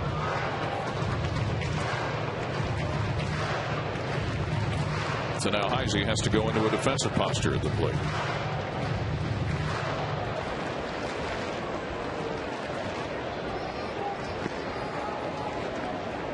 Here you get a glimpse of Phillips and his lead at first, where Garrett Jones holds him on. Count 1-2 to Chris Heisey for Evan Meek.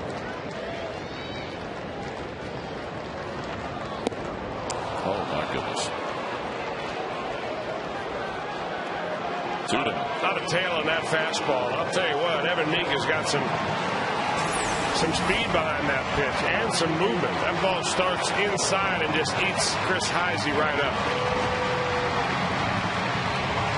And he looked a little sore or aching or something as he walked away from the batter's box. Chris Heisey did.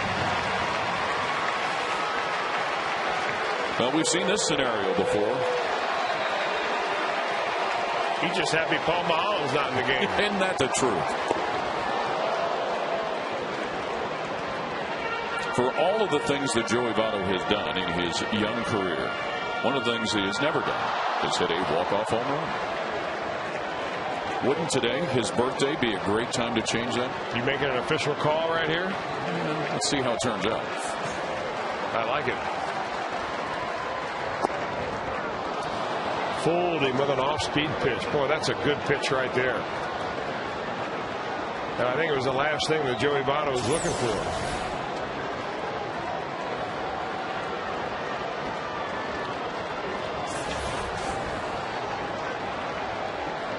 Evan Meek bearing down, as is Joey Votto. 0-2. 1-2.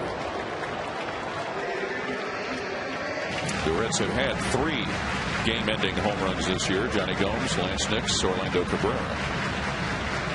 You know, oftentimes the catcher will initiate the meeting at the mound. That time, Evan Meek called his catcher, Chris Snyder, out there. I think that he just wants to kind of get his input, saying, all right, what do you think?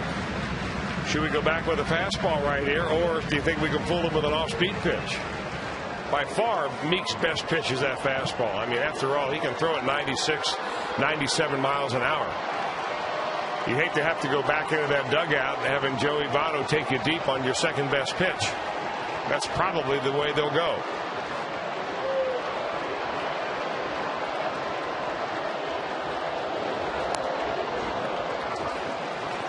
Stays alive.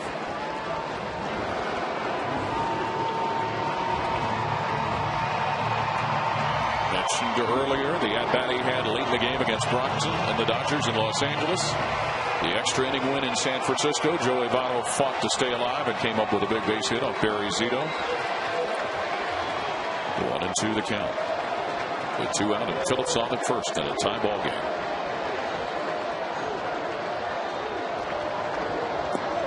A hole. He hit it.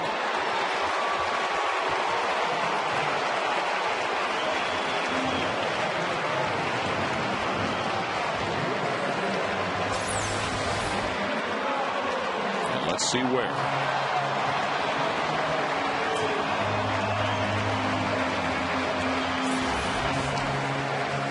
That's why Tim Timmons is an umpire, because I didn't see it. Votto probably felt it, but man, oh man, you got a guy throwing the ball 96 and it hits his shirt sleeve, and you're right there to make a call. Now that changes the inning a little bit. Now a base hit will score Brandon Phillips. Does not have to be a long ball, does not have to be an extra base hit. And we've seen Scott Rowland try to punch the ball the other way tonight. You see what Scott Rowland has done in this situation. His one base hit of the night. An RBI double in the third to right center that was nearly a home run. Votto at first. Phillips at second. Tie ball game, bottom of the ninth. Boy, did he want that one. Yeah, you just can't chase that pitch, though. It looks so good. Rowland's a good high ball hitter, but that high ball, a part of his strike zone, ends at right about that Reds emblem on his shirt. If you start chasing the ball above that and it's thrown at 96 miles an hour, you're going to have to really have a hard time getting on top of it and making contact. No luck for Pittsburgh on the appeal. If you notice that graphic that was just up there before that pitch, Scott Rowland's last game-winning, game-ending hit came against the Reds.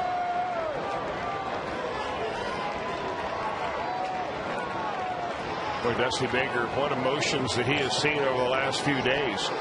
Tonight, he's seen his ball club squander a 3-1 lead in the ninth inning. Now trying to get it back and take home the W. Still no luck on the appeal. You know, more emotion than Dusty faced. He talked about it before the game. That big gas explosion out in San Bruno, California was 3 blocks from his house. My goodness. Said he got a call from family out there. Folks lost their homes and injured. Hope everybody's all right. Said it didn't make him feel as bad about that loss yesterday. It was a gas line explosion. 2-1. Evan Meek to Scott Rowland. He's gone fastball, breaking ball. Or fastball, breaking ball. But what he has not done in this inning, Evan Meek, that is thrown back-to-back breaking balls. And I sense that there's some indecision between these guys. He's not really sure what the best pitch is. He's got 2 of them. Sometimes it just comes down to a pitcher saying, you know what, this is what I feel is the best pitch in this situation. And John Russell, the manager, is going to go out there as a former catcher. He's going to give his 2 cents worth. Well, if you're the pitcher or the catcher, is that where you err on the side of caution just to get together and make sure everybody's on the same page? Yeah, you want to make sure everybody's on the same page in the infield, of course, and everything else. But this is a strategy talk right now by John Russell to Snyder and Evan Meek. And, you know, as a former big league catcher, he's made a living out of sizing up hitters, finding out whether they're ahead of the fastball, behind the fastball, not picking up the breaking ball. And that's why he went out there himself instead of sending the pitching coach. 2-1 with 2 on and 2 out for Scott Rowland in a tie ball game here on the bottom of the 9th inning. Pittsburgh scored 2 in the top of the 9th to even it up.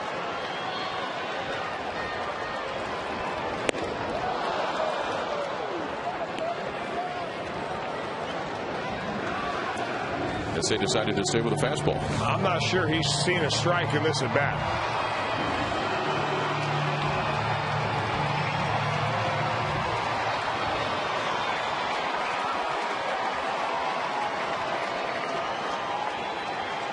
Two and two. Oh, called strike three, and we will go to the 10th. Reds and Pirates tied at 3.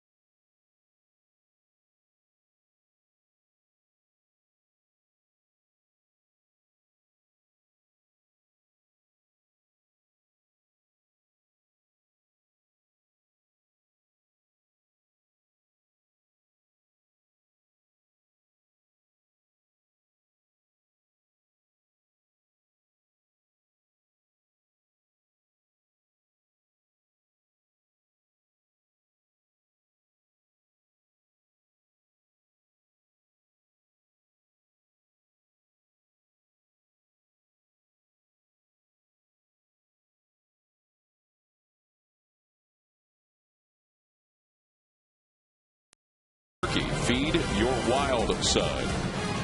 And since no Reds players have hit the sign for a fan to win this red Toyota Tundra, your Cincinnati and Northern Kentucky Toyota dealers are donating the truck to a local fire department tomorrow, Saturday, September 11th. 8 local fire departments will join Reds manager Dusty Baker for ceremonies before the Reds game, where one crew will be awarded the Tundra, compliments of your local Toyota dealers.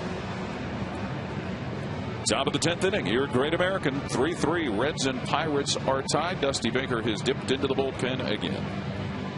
And it will be the big, tall right-hander, Logan Ondrusek, in for the 50th time this year. Perfect 4-0 record. And if he holds him right here and the Reds score, he'll run that to 5-0. And that's what we would like a whole lot. So Ondrusek, following the trail of pitchers out of the bullpen, starts it off against Chris Snyder. His homer in the 3rd was the first run of the ball game. That was his 14th home run of the season. After that, a couple of fly ball outs to shortstop and to center field. The Reds had a threat going, but bottom of the 9th, but couldn't get it to materialize. A smattering of applause because the scoreboard showed that Aroldis Chapman is up in the Reds bullpen. That gives new meaning to scoreboard watching, doesn't it? Yes, it does. There's the Cuban missile.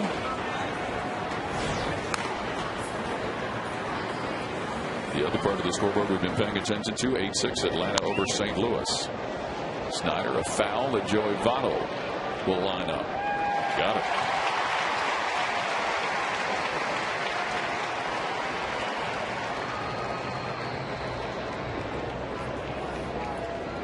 They're going to let Evan Meek bat for himself. Oh, no, they're not. You know what? I thought it was, too. From up here, Meek and Moss look very much alike. Brandon Moss will come in, a left-handed hitter, to hit for Evan Meek. So a 1-inning night of work for Meek. Moss, a guy that's been around.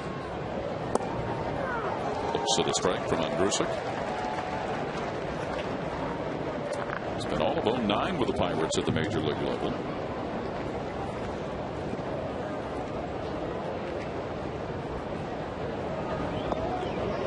He went around on that. They didn't even have to appeal. Tim Timmons called it from behind the plate. That's that split finger fastball that Logan Ondrusek throws at 6'8". He's got big, long fingers. And he can sandwich that ball right in between his index finger and his middle finger way back there like a fork ball. The ball goes straight down. His fastball goes down too. That's why he is one of the true sinker ball pitchers the Reds have in their bullpen. He gets ground balls about 60% of the time. And he gets another one. 2 down.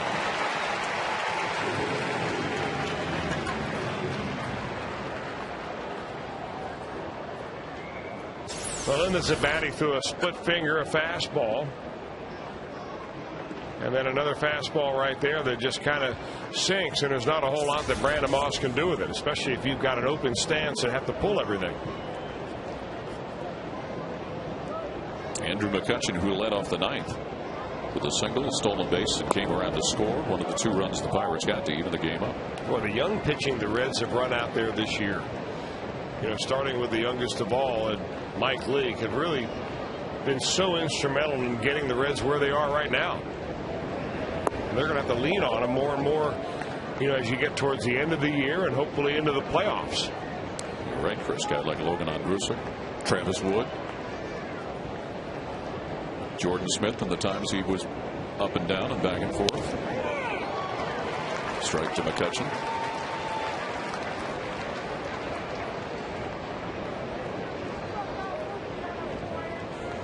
And what was a pretty good night out of the starting assignment from Homer Bailey.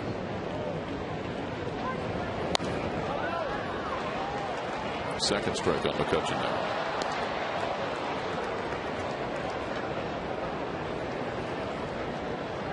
Mentioned earlier, Mike Leake and Jim Edmonds both activated off the disabled list before the game, but Mike Leake done so not for pitching. Dusty Baker saying he's not ready to resume throwing the ball yet. He's there to pinch hit and possibly pinch run.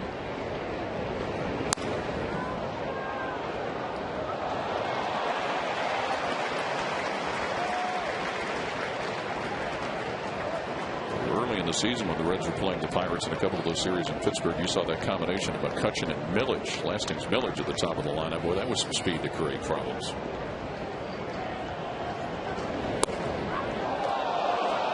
Just missing on Ondrusek. Well, not much McCutchen could have done with it if he had swung at it anyway. No use to chase it.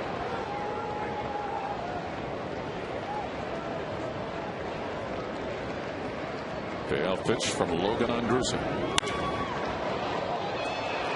Giannis stays with it. Got it. Bottom of the 10th we go. Game tied at 3.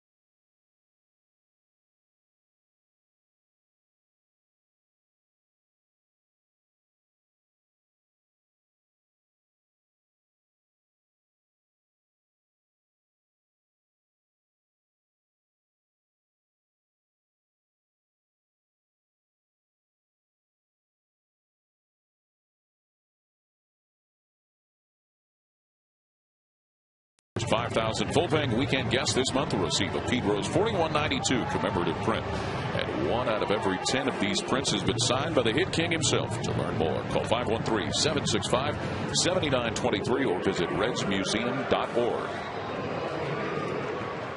Bottom of the 10th, 3-3 tie game. Reds and Pirates, Chan Ho Park out of the Pittsburgh bullpen.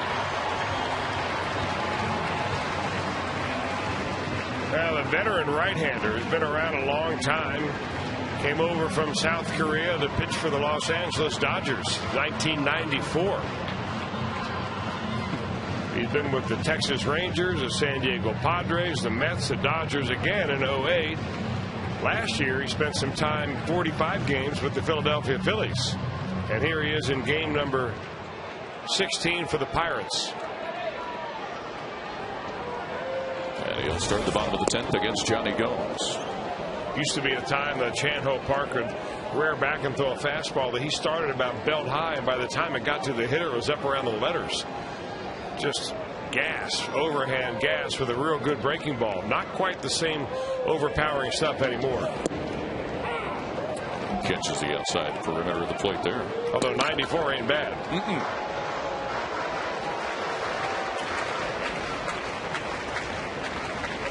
Gomes' base hit came in the 8th inning.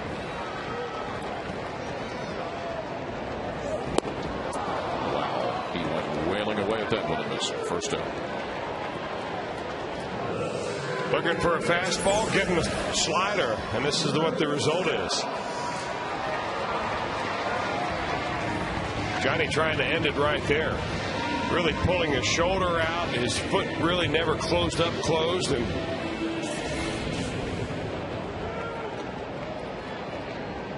it's like Chan Ho's got a knee brace on his right side, and that's what he's adjusting right there. It sure does. 27 games this year with the Yankees for Chan Ho Park as he gets Stubbs swinging on this one.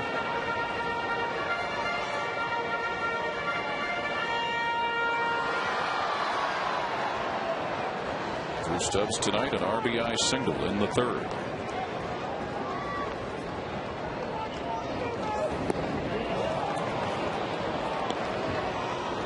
Finds himself in a 2-strike hole. Park was designated for assignment by the Yankees right at the trading deadline. They needed spots on their roster because the Yankees fortified by making a lot of trades. And he was the guy that they took off the roster, and the Pirates jumped all over him. They got him on August the 4th as soon as those waivers ran out, and they've been scoping that waiver wire all year long, the Pirates have. For who to get and who to put on it.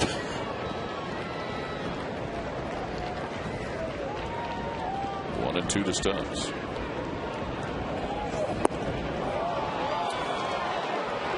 Well, they can't lay off that slider, can they? 2 gone.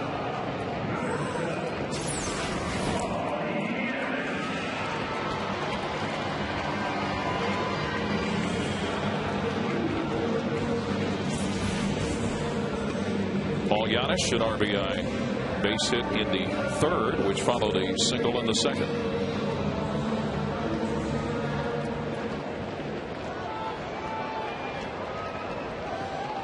(3-3). Bottom of the 10th here at Great American.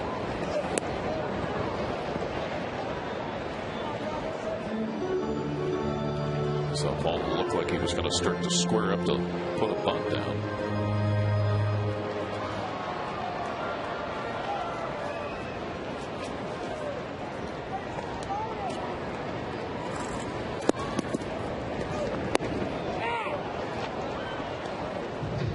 Never foresee injury, but Orlando Cabrera's health issues have allowed Paul Yanis to have more at-bats and more playing time than probably anybody would have imagined when the year started.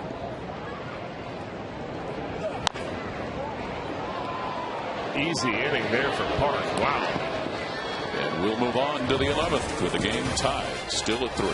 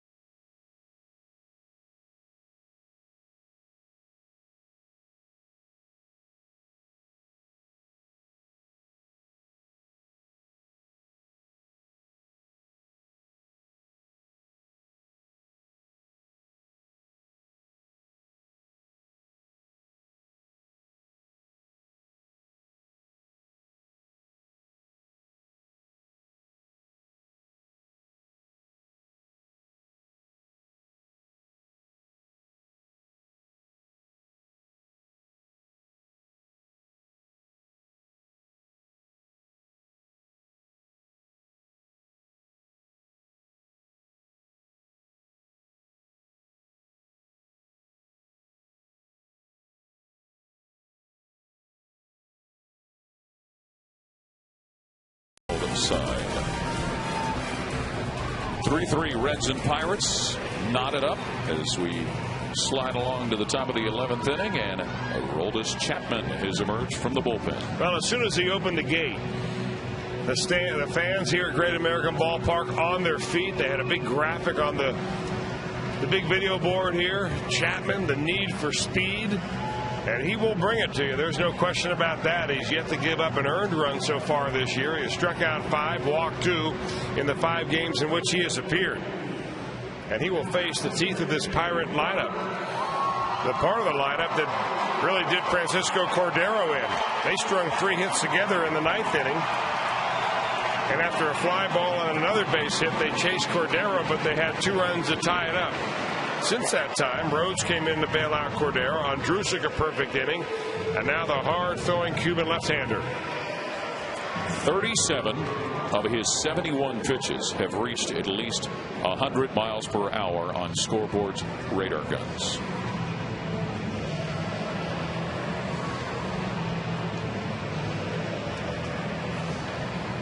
And it sometimes resembles a county fair when he comes out there. Everybody wants to see the act. Well, there's no reason why you wouldn't. I mean, he's the fastest guy in the world. And you're getting to see him live and in person if you're here at the ballpark. And Jose Tabata is going to get to see him from right at the plate. RBI base hit in the 9th for Tabata that scored the first of the 2 runs for the Pirates that evened the game up.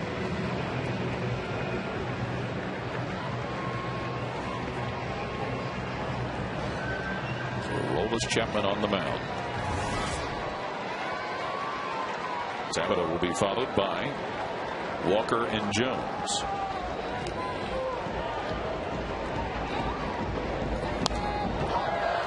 Strike 1. 102 mph.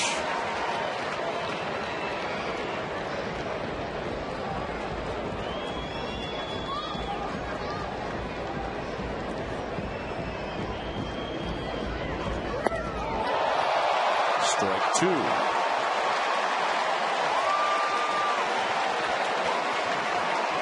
Just took a little off of it.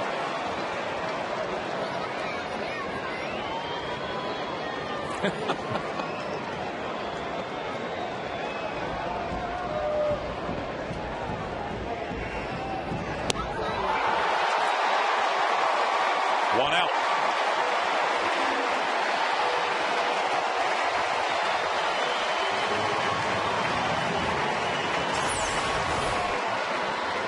Just blue gas right there. 103. The fans here look at the ball. They hear the pop of the net. They immediately go to the scoreboard to see the radar gun reading. It's exciting. It is. Neil Walker at the plate. His base hit in the 9th extended his hitting streak to 16 games.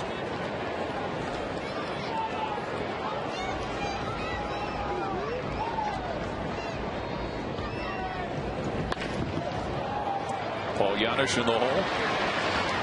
2 gone.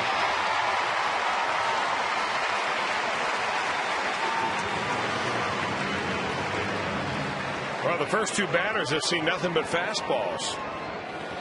And I really think that he's got a couple of pitches, the fastball and the slider, but especially the slider, that he can tell a big league hitter, here comes the slider, and I don't think that they could hit it. Not if he throws it the way he wants to. The fastball, yes. I mean, if you know a fastball is coming, a lot of big league hitters can turn it up a couple of notches.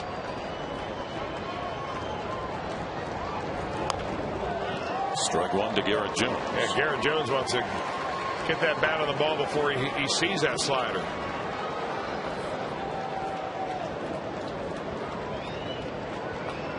Jones a double in the 7th inning. His 1 base hit of the night.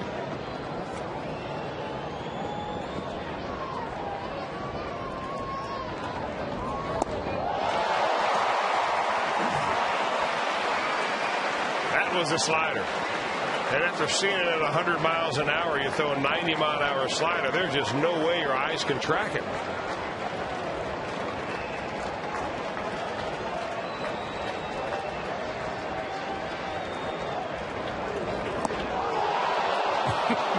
Listen to the fans.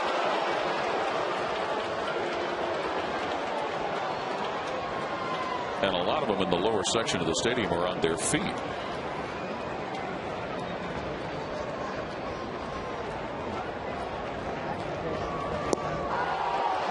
Almost tempted Jones. Well, he pitched yesterday, Aroldis Chapman did. And he came into the ball game second and third. Struck out the first batter he faced, walked the runner and their batter, and then had Carlos Gonzalez, their MVP, hit into a ground ball double play. See you later. We'll see you in the bottom of the 11th. The game's still tied at 3.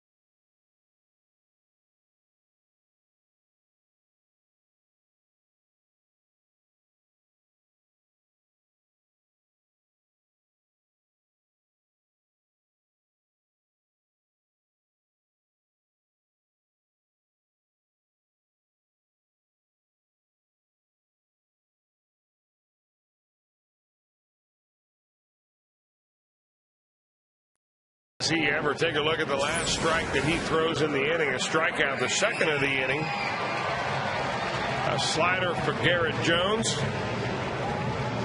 And the fans at that point go crazy.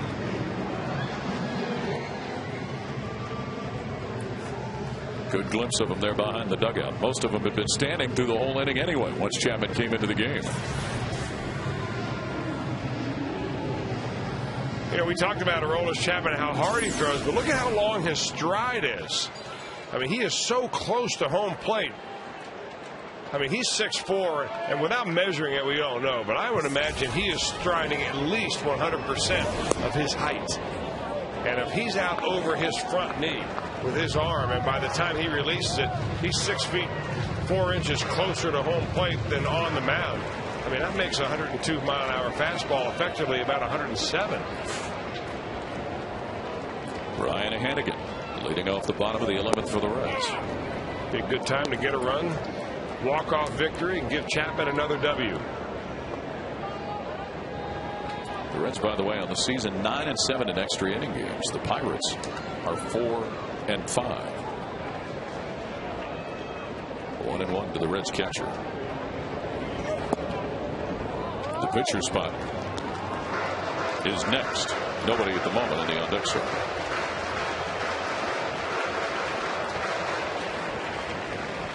Chan Park, his second inning of work out of the Pirate bullpen.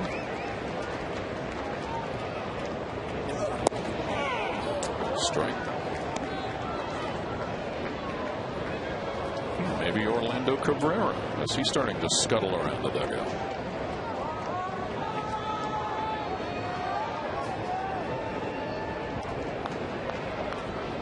There's Juan Francisco. Hannigan. Jose Tabata takes care of that for the first time.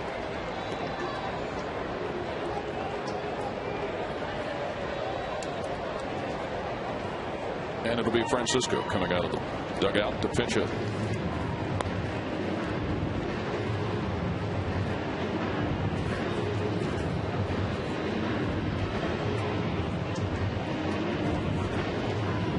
Now Well, we saw Yonder Alonso pinch hit in this particular spot in the order in the 9th inning, hit a bullet off of Evan Meek to the first baseman for an out. And, you know, Dusty Baker has a couple of those young guys, and the other one is Juan Francisco, saving Francisco for more of a pressurized situation. He's got a little more big league time. He's got a little more power, I think, than Yonder Alonso. And plenty capable of ending this ball game with one swing of the bat. Here's another game that has ended. Atlanta beats St. Louis 8-6. It's the final from Turner Field.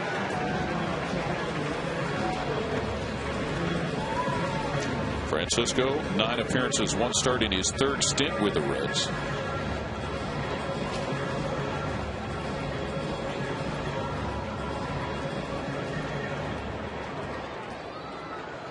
There you see what he's done as a pinch hitter.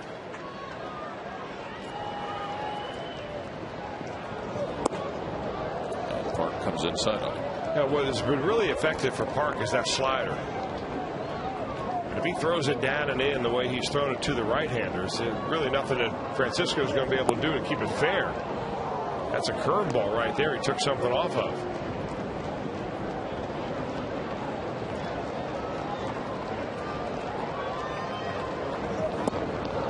That's the slider I'm talking about, that he starts it on the inner part of the plate. And by the time it gets in there, it's way off the dish. I mean, if Francisco hits this ball, he'll hit it over the Reds' dugout.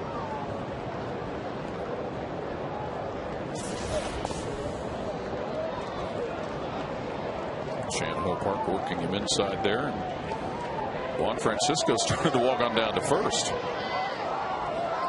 But Tim Timmons isn't having any of that. Well, he's getting barked at by the Reds dugout big time. Let's see if we can tell. That looked like it got him. What happened to the good old days when they used to just check the baseball for shoe polish? Yes, exactly. Throw the ball out of play too quick, I guess. You get an old pair of shoes, you don't polish them, you just get a new pair. Boy, he's busting him inside here. Well, that's the way you take the power away from a power hitter.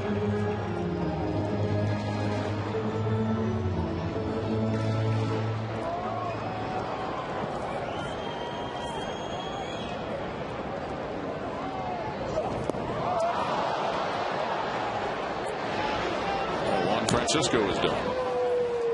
Well, 3 strikeouts in 1 2/3 innings for Chan-Ho Park. And every one of these strikeouts has come on a slider.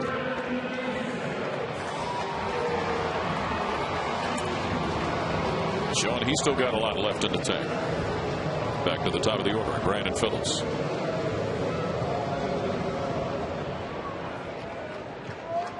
Brandon walked with 1 out in the 9th, but was one of the 2 runners left stranded. And the Reds' threat died, allowing the game to go to extra innings.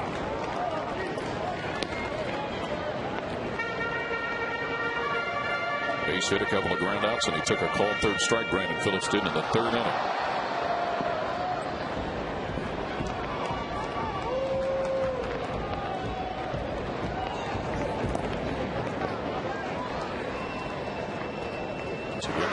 St. Louis 8-6. So a golden opportunity here for the Reds.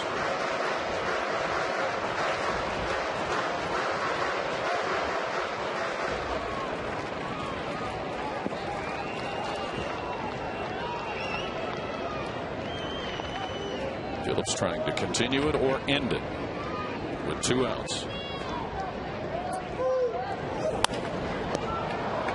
Another easy inning. We'll go to the 12th. 3-3 the score.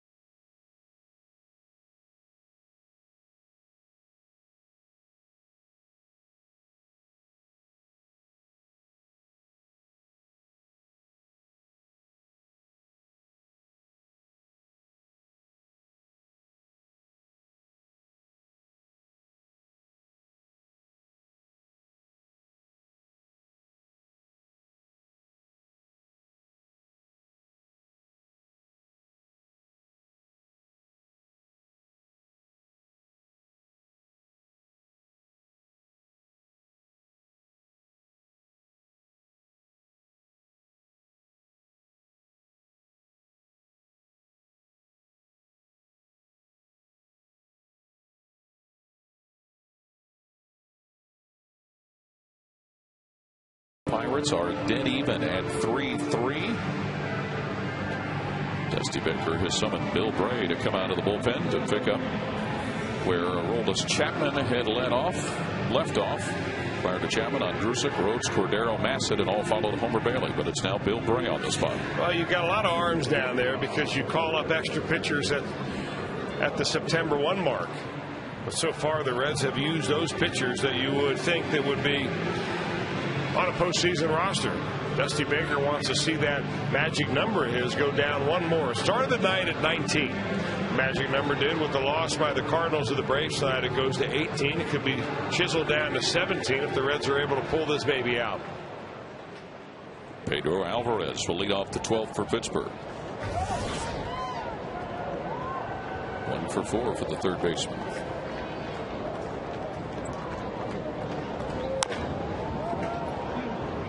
Votto shovels it off to Bray. One gone.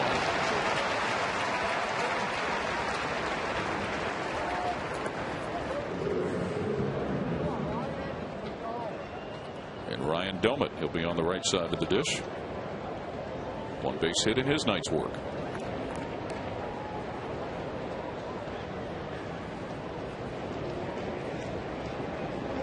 Prior to Monday's game in Denver, Bill Bray had not allowed a run in any of his previous 6 appearances. Starts Domit with a strike.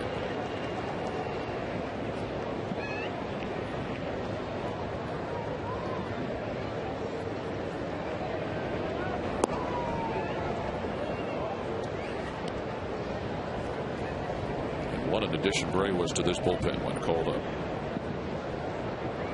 Came up late June, recovering from arm surgery.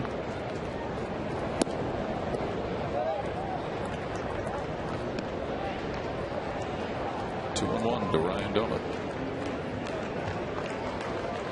Ronnie Cedeno would follow.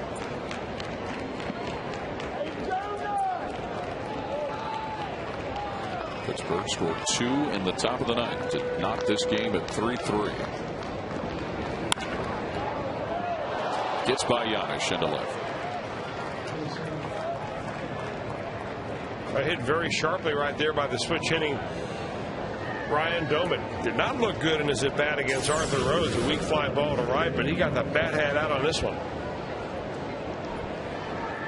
And that'll bring Dusty Baker out of the Reds dugout. He's going to call for another reliever out of the bullpen. Ryan Domit will lead for a pinch runner. 12th inning, 3-3. Reds and Pirates still tied.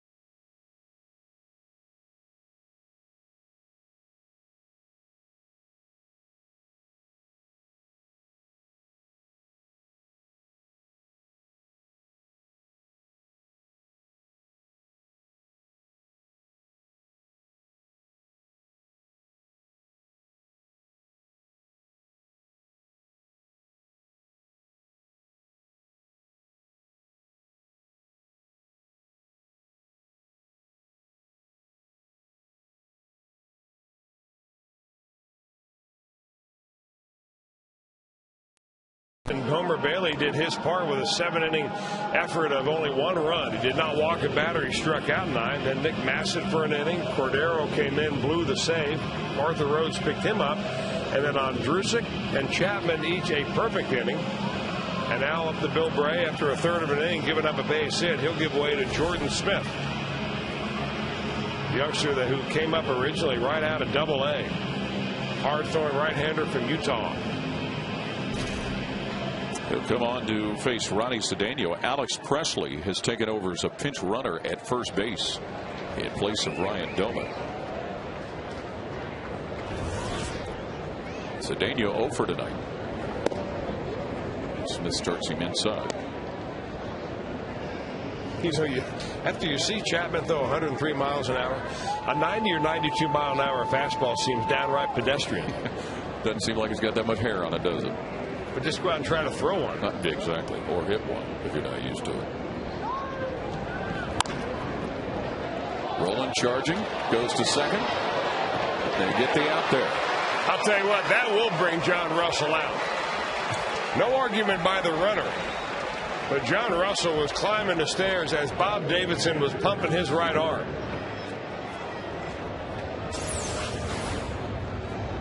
Take another look at it and see if we have a better angle. Roland charges because he knows it wasn't hit hard.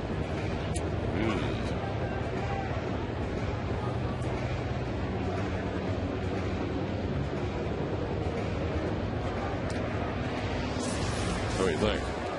I think the Reds have benefited tonight from a couple of Bob Davidson calls. Agreed.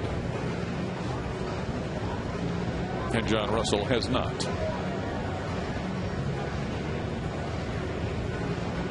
So 2 gone for catcher Chris Snyder. Connected off Homer Bailey for a solo home run with 1 out in the 3rd inning. His 14th long one of the year. Cedeno on at first. Jordan Smith trying to get the 3rd out at the top of the 12th inning to give the Reds another chance to try and win it in the bottom of a frame. Ball 1.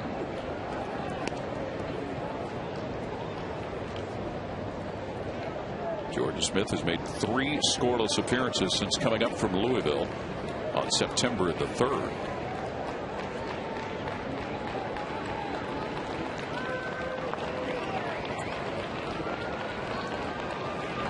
Pirates have sent lasting millage into the on-deck. Actually, it's Delwyn Young who's in the on-deck circle with the pitcher spot due up.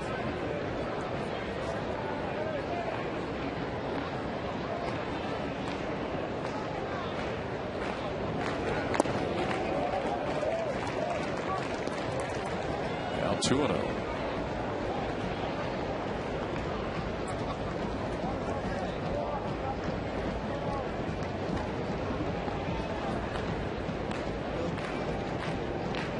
Smith, prior to going down to Louisville, had a career-high 4 1/3 inning relief appearance in San Francisco against the Giants.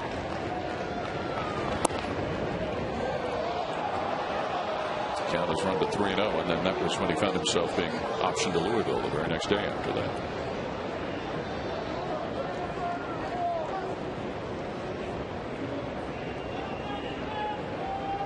After his home run, Schneider 3 fly ball outs. Dusty Baker and the Reds could use an easy one right here from him.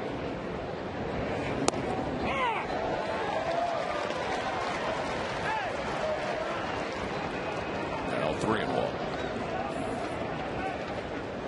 Due to hit for the Reds in their portion of the 12th, Chris Heisey, Joey Votto, Scott Rowland.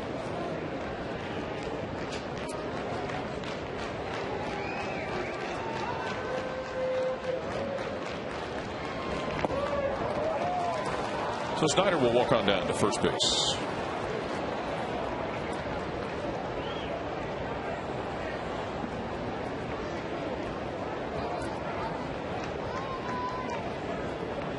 Delwyn Young, who's played both infield and outfield for the Pirates during the course of the year, will pinch hit for the pitcher. That is the first base on balls Reds pitching has given up tonight. And here we are with 2 out in the 12th inning. Pretty good control right there. 1 walk and 11 punch-outs for the Reds pitching staff this evening. And the pace setter, Homer Bailey. Had a good night, left the game thinking he had it wrapped up. You never know in this game.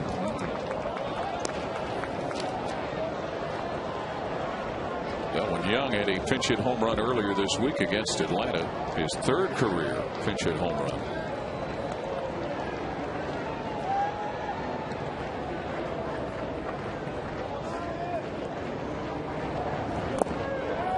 Smith gets him swinging and missing. He chased the pitch down low right there. He's a good low ball hitter, Delwin Young is. He doesn't need a home run. With 2 outs and Ronnie Cedeno, average runner at second base, he'll score on a base hit. His one previous career at bat against Jordan Smith resulted in a strikeout.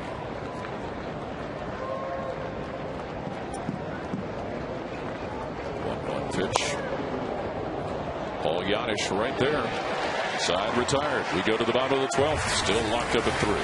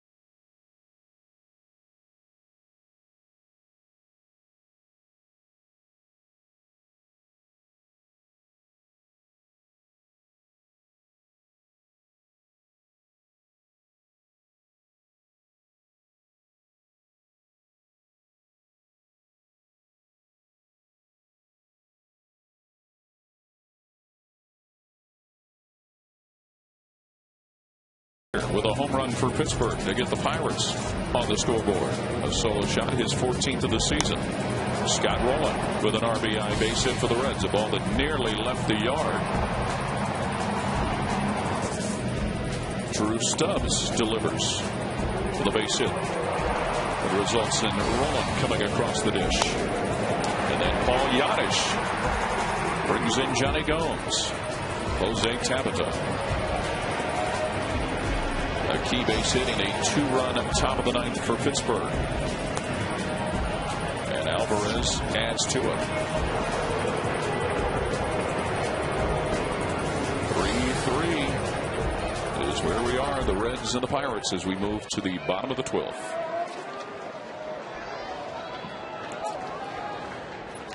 Chris Heisey to lead off the inning. Presley remains in the game. Alex Presley, he is in right field after he came into pinch run for Ryan Doman.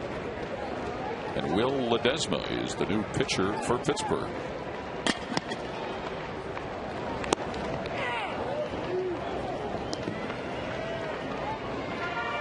You see Ledesma, he's a veteran. He's been around a while, originally with the Detroit Tigers in 2003. Pitched for them for 4 years before spending some time with the Braves, the San Diego Padres. A couple of years ago, Arizona. Another bunt. Alvarez can't get it. Heisey on.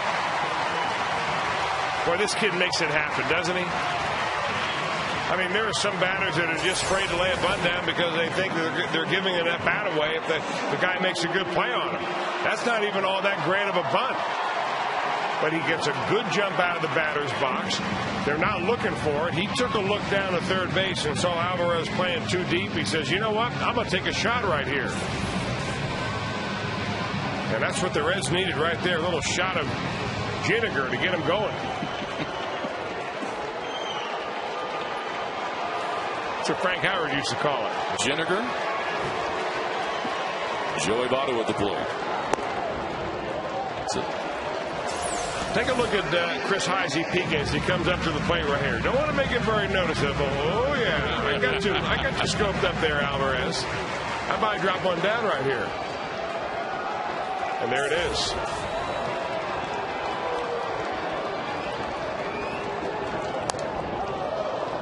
Well, Joey Votto gets a piece of that one. Been on base only once tonight, and that's when he was hit by a pitch in the ninth. Joey Votto.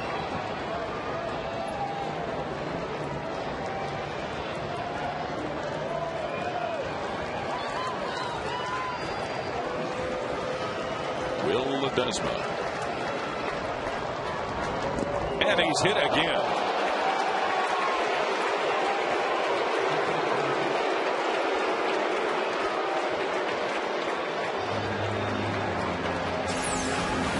Well, just trying to overthrow the ball. You see Ledesma just open wide up. His front shoulder, his right shoulder is blown way open. And he just never finishes the pitch, and the ball runs up and in on Joey Votto. So back-to-back at-bats that results in hit by pitch. Neither of them direct contacts. And a slow walk by John Russell to the mound to relieve Ledesma. 3-3 the score, but the Reds a couple on.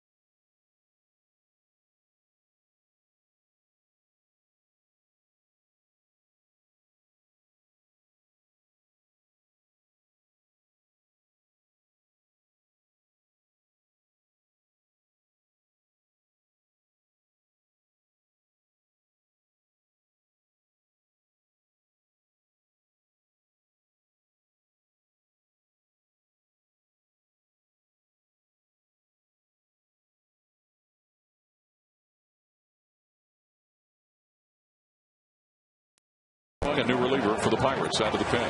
Well, they've got a chance in this inning. They've got first and second, nobody out. Maybe that rally cap is exactly what the Reds need. They face a tough customer here, though, in Joel Hanrahan. He's got good stuff. Blazing fastball, 86 strikeouts in 60 innings. I'll tell you one thing, the Pirates, they've got some talent in the middle of the lineup, and they've got some arms down in that bullpen. Where they lack is in starting pitching. But that doesn't matter right now, not to Scott Rowland. Rowland looking for his second hit of the night. When you're looking for something in the mid-90s and he drops that off-speed stuff on you. An RBI double in the third for the Reds' third baseman. Heisey at second, Votto at first. After a bunt single and a hit by pitch.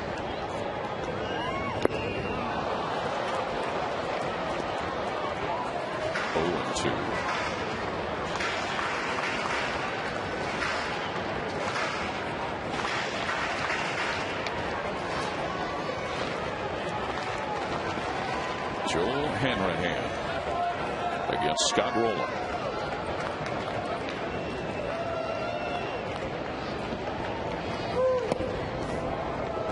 Held up on something that came inside. Yeah, the first fastball that Hanrahan has cut loose there, and that one at 97.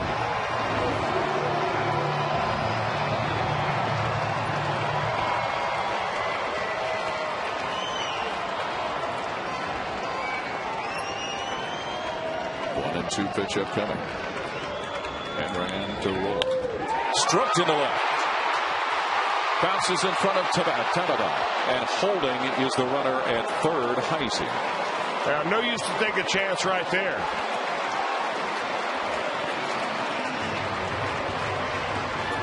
Chris Spire filling in for Mark Berry at third base. Took one look at that base hit by Scott Rowland into left field, and he threw his arms up for Chris Heisey and said, hold on right there, big fella. With nobody out, we're not going to take a chance. That ball hit very solidly by Rowland, gets to the outfielder quickly, and they get it in on a fly.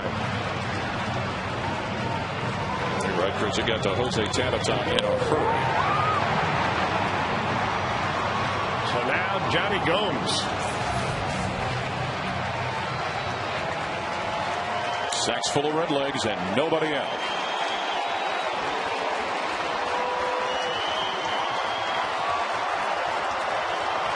Gomes tonight has been on base twice. A single and a walk.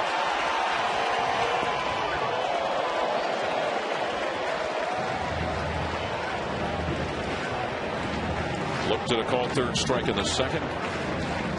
Swung and missed at strike 3 in the 10th and grounded out to short in the 5th. Well, the Pirate outfield has to play very, very shallow right here. Anything more than just a medium fly ball is going to send Chris Heisey in. So they're really snug. They're only about 100 feet past the infield cutout. The infield's in, trying to cut the run off at the plate. Advantage batter right now. And there is nowhere to put Johnny. He is 2 for 7 against Joe Hanrahan. Johnny Gomes is.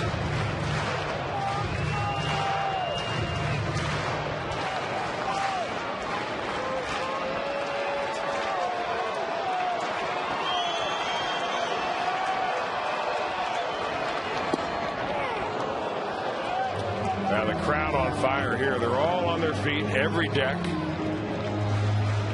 Bases loaded, nobody out, 12th inning. Johnny Gomes up. Hanrahan's got to feel like he got dropped into a shark tank. Isn't that the truth? 2-1 the count.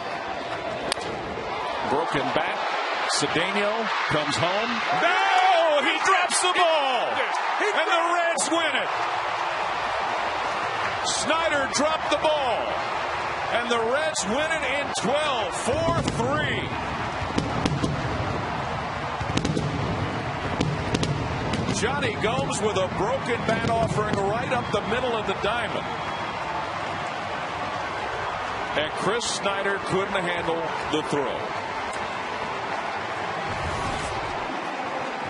Well, it doesn't matter how you win them. They don't ask you how, they only ask you how many at the end of the year. And this one snaps a little mini losing streak the Reds had. They put that losing streak together on the road, and they forget all about it here at home. I don't think Johnny Gomes in his career has ever been so happy about having his bat explode in his hand and grounding back to the shortstop. Should have been a play at the plate, but just not been able to be picked clean by Chris Snyder, the catcher. It didn't look like it was in the dirt, but the catcher's mitt not made for that. It hits the heel, as you see. He's trying to get his foot out of the way from the sliding Heisey, and the Reds win it 4-3 in 12 innings. Man, exciting night of baseball down here at Great American Ballpark. Without question. On the field, Jeff Piccolo. Hey, thanks a lot, Paul, here with one of the heroes of the night, of course, Johnny Gomes.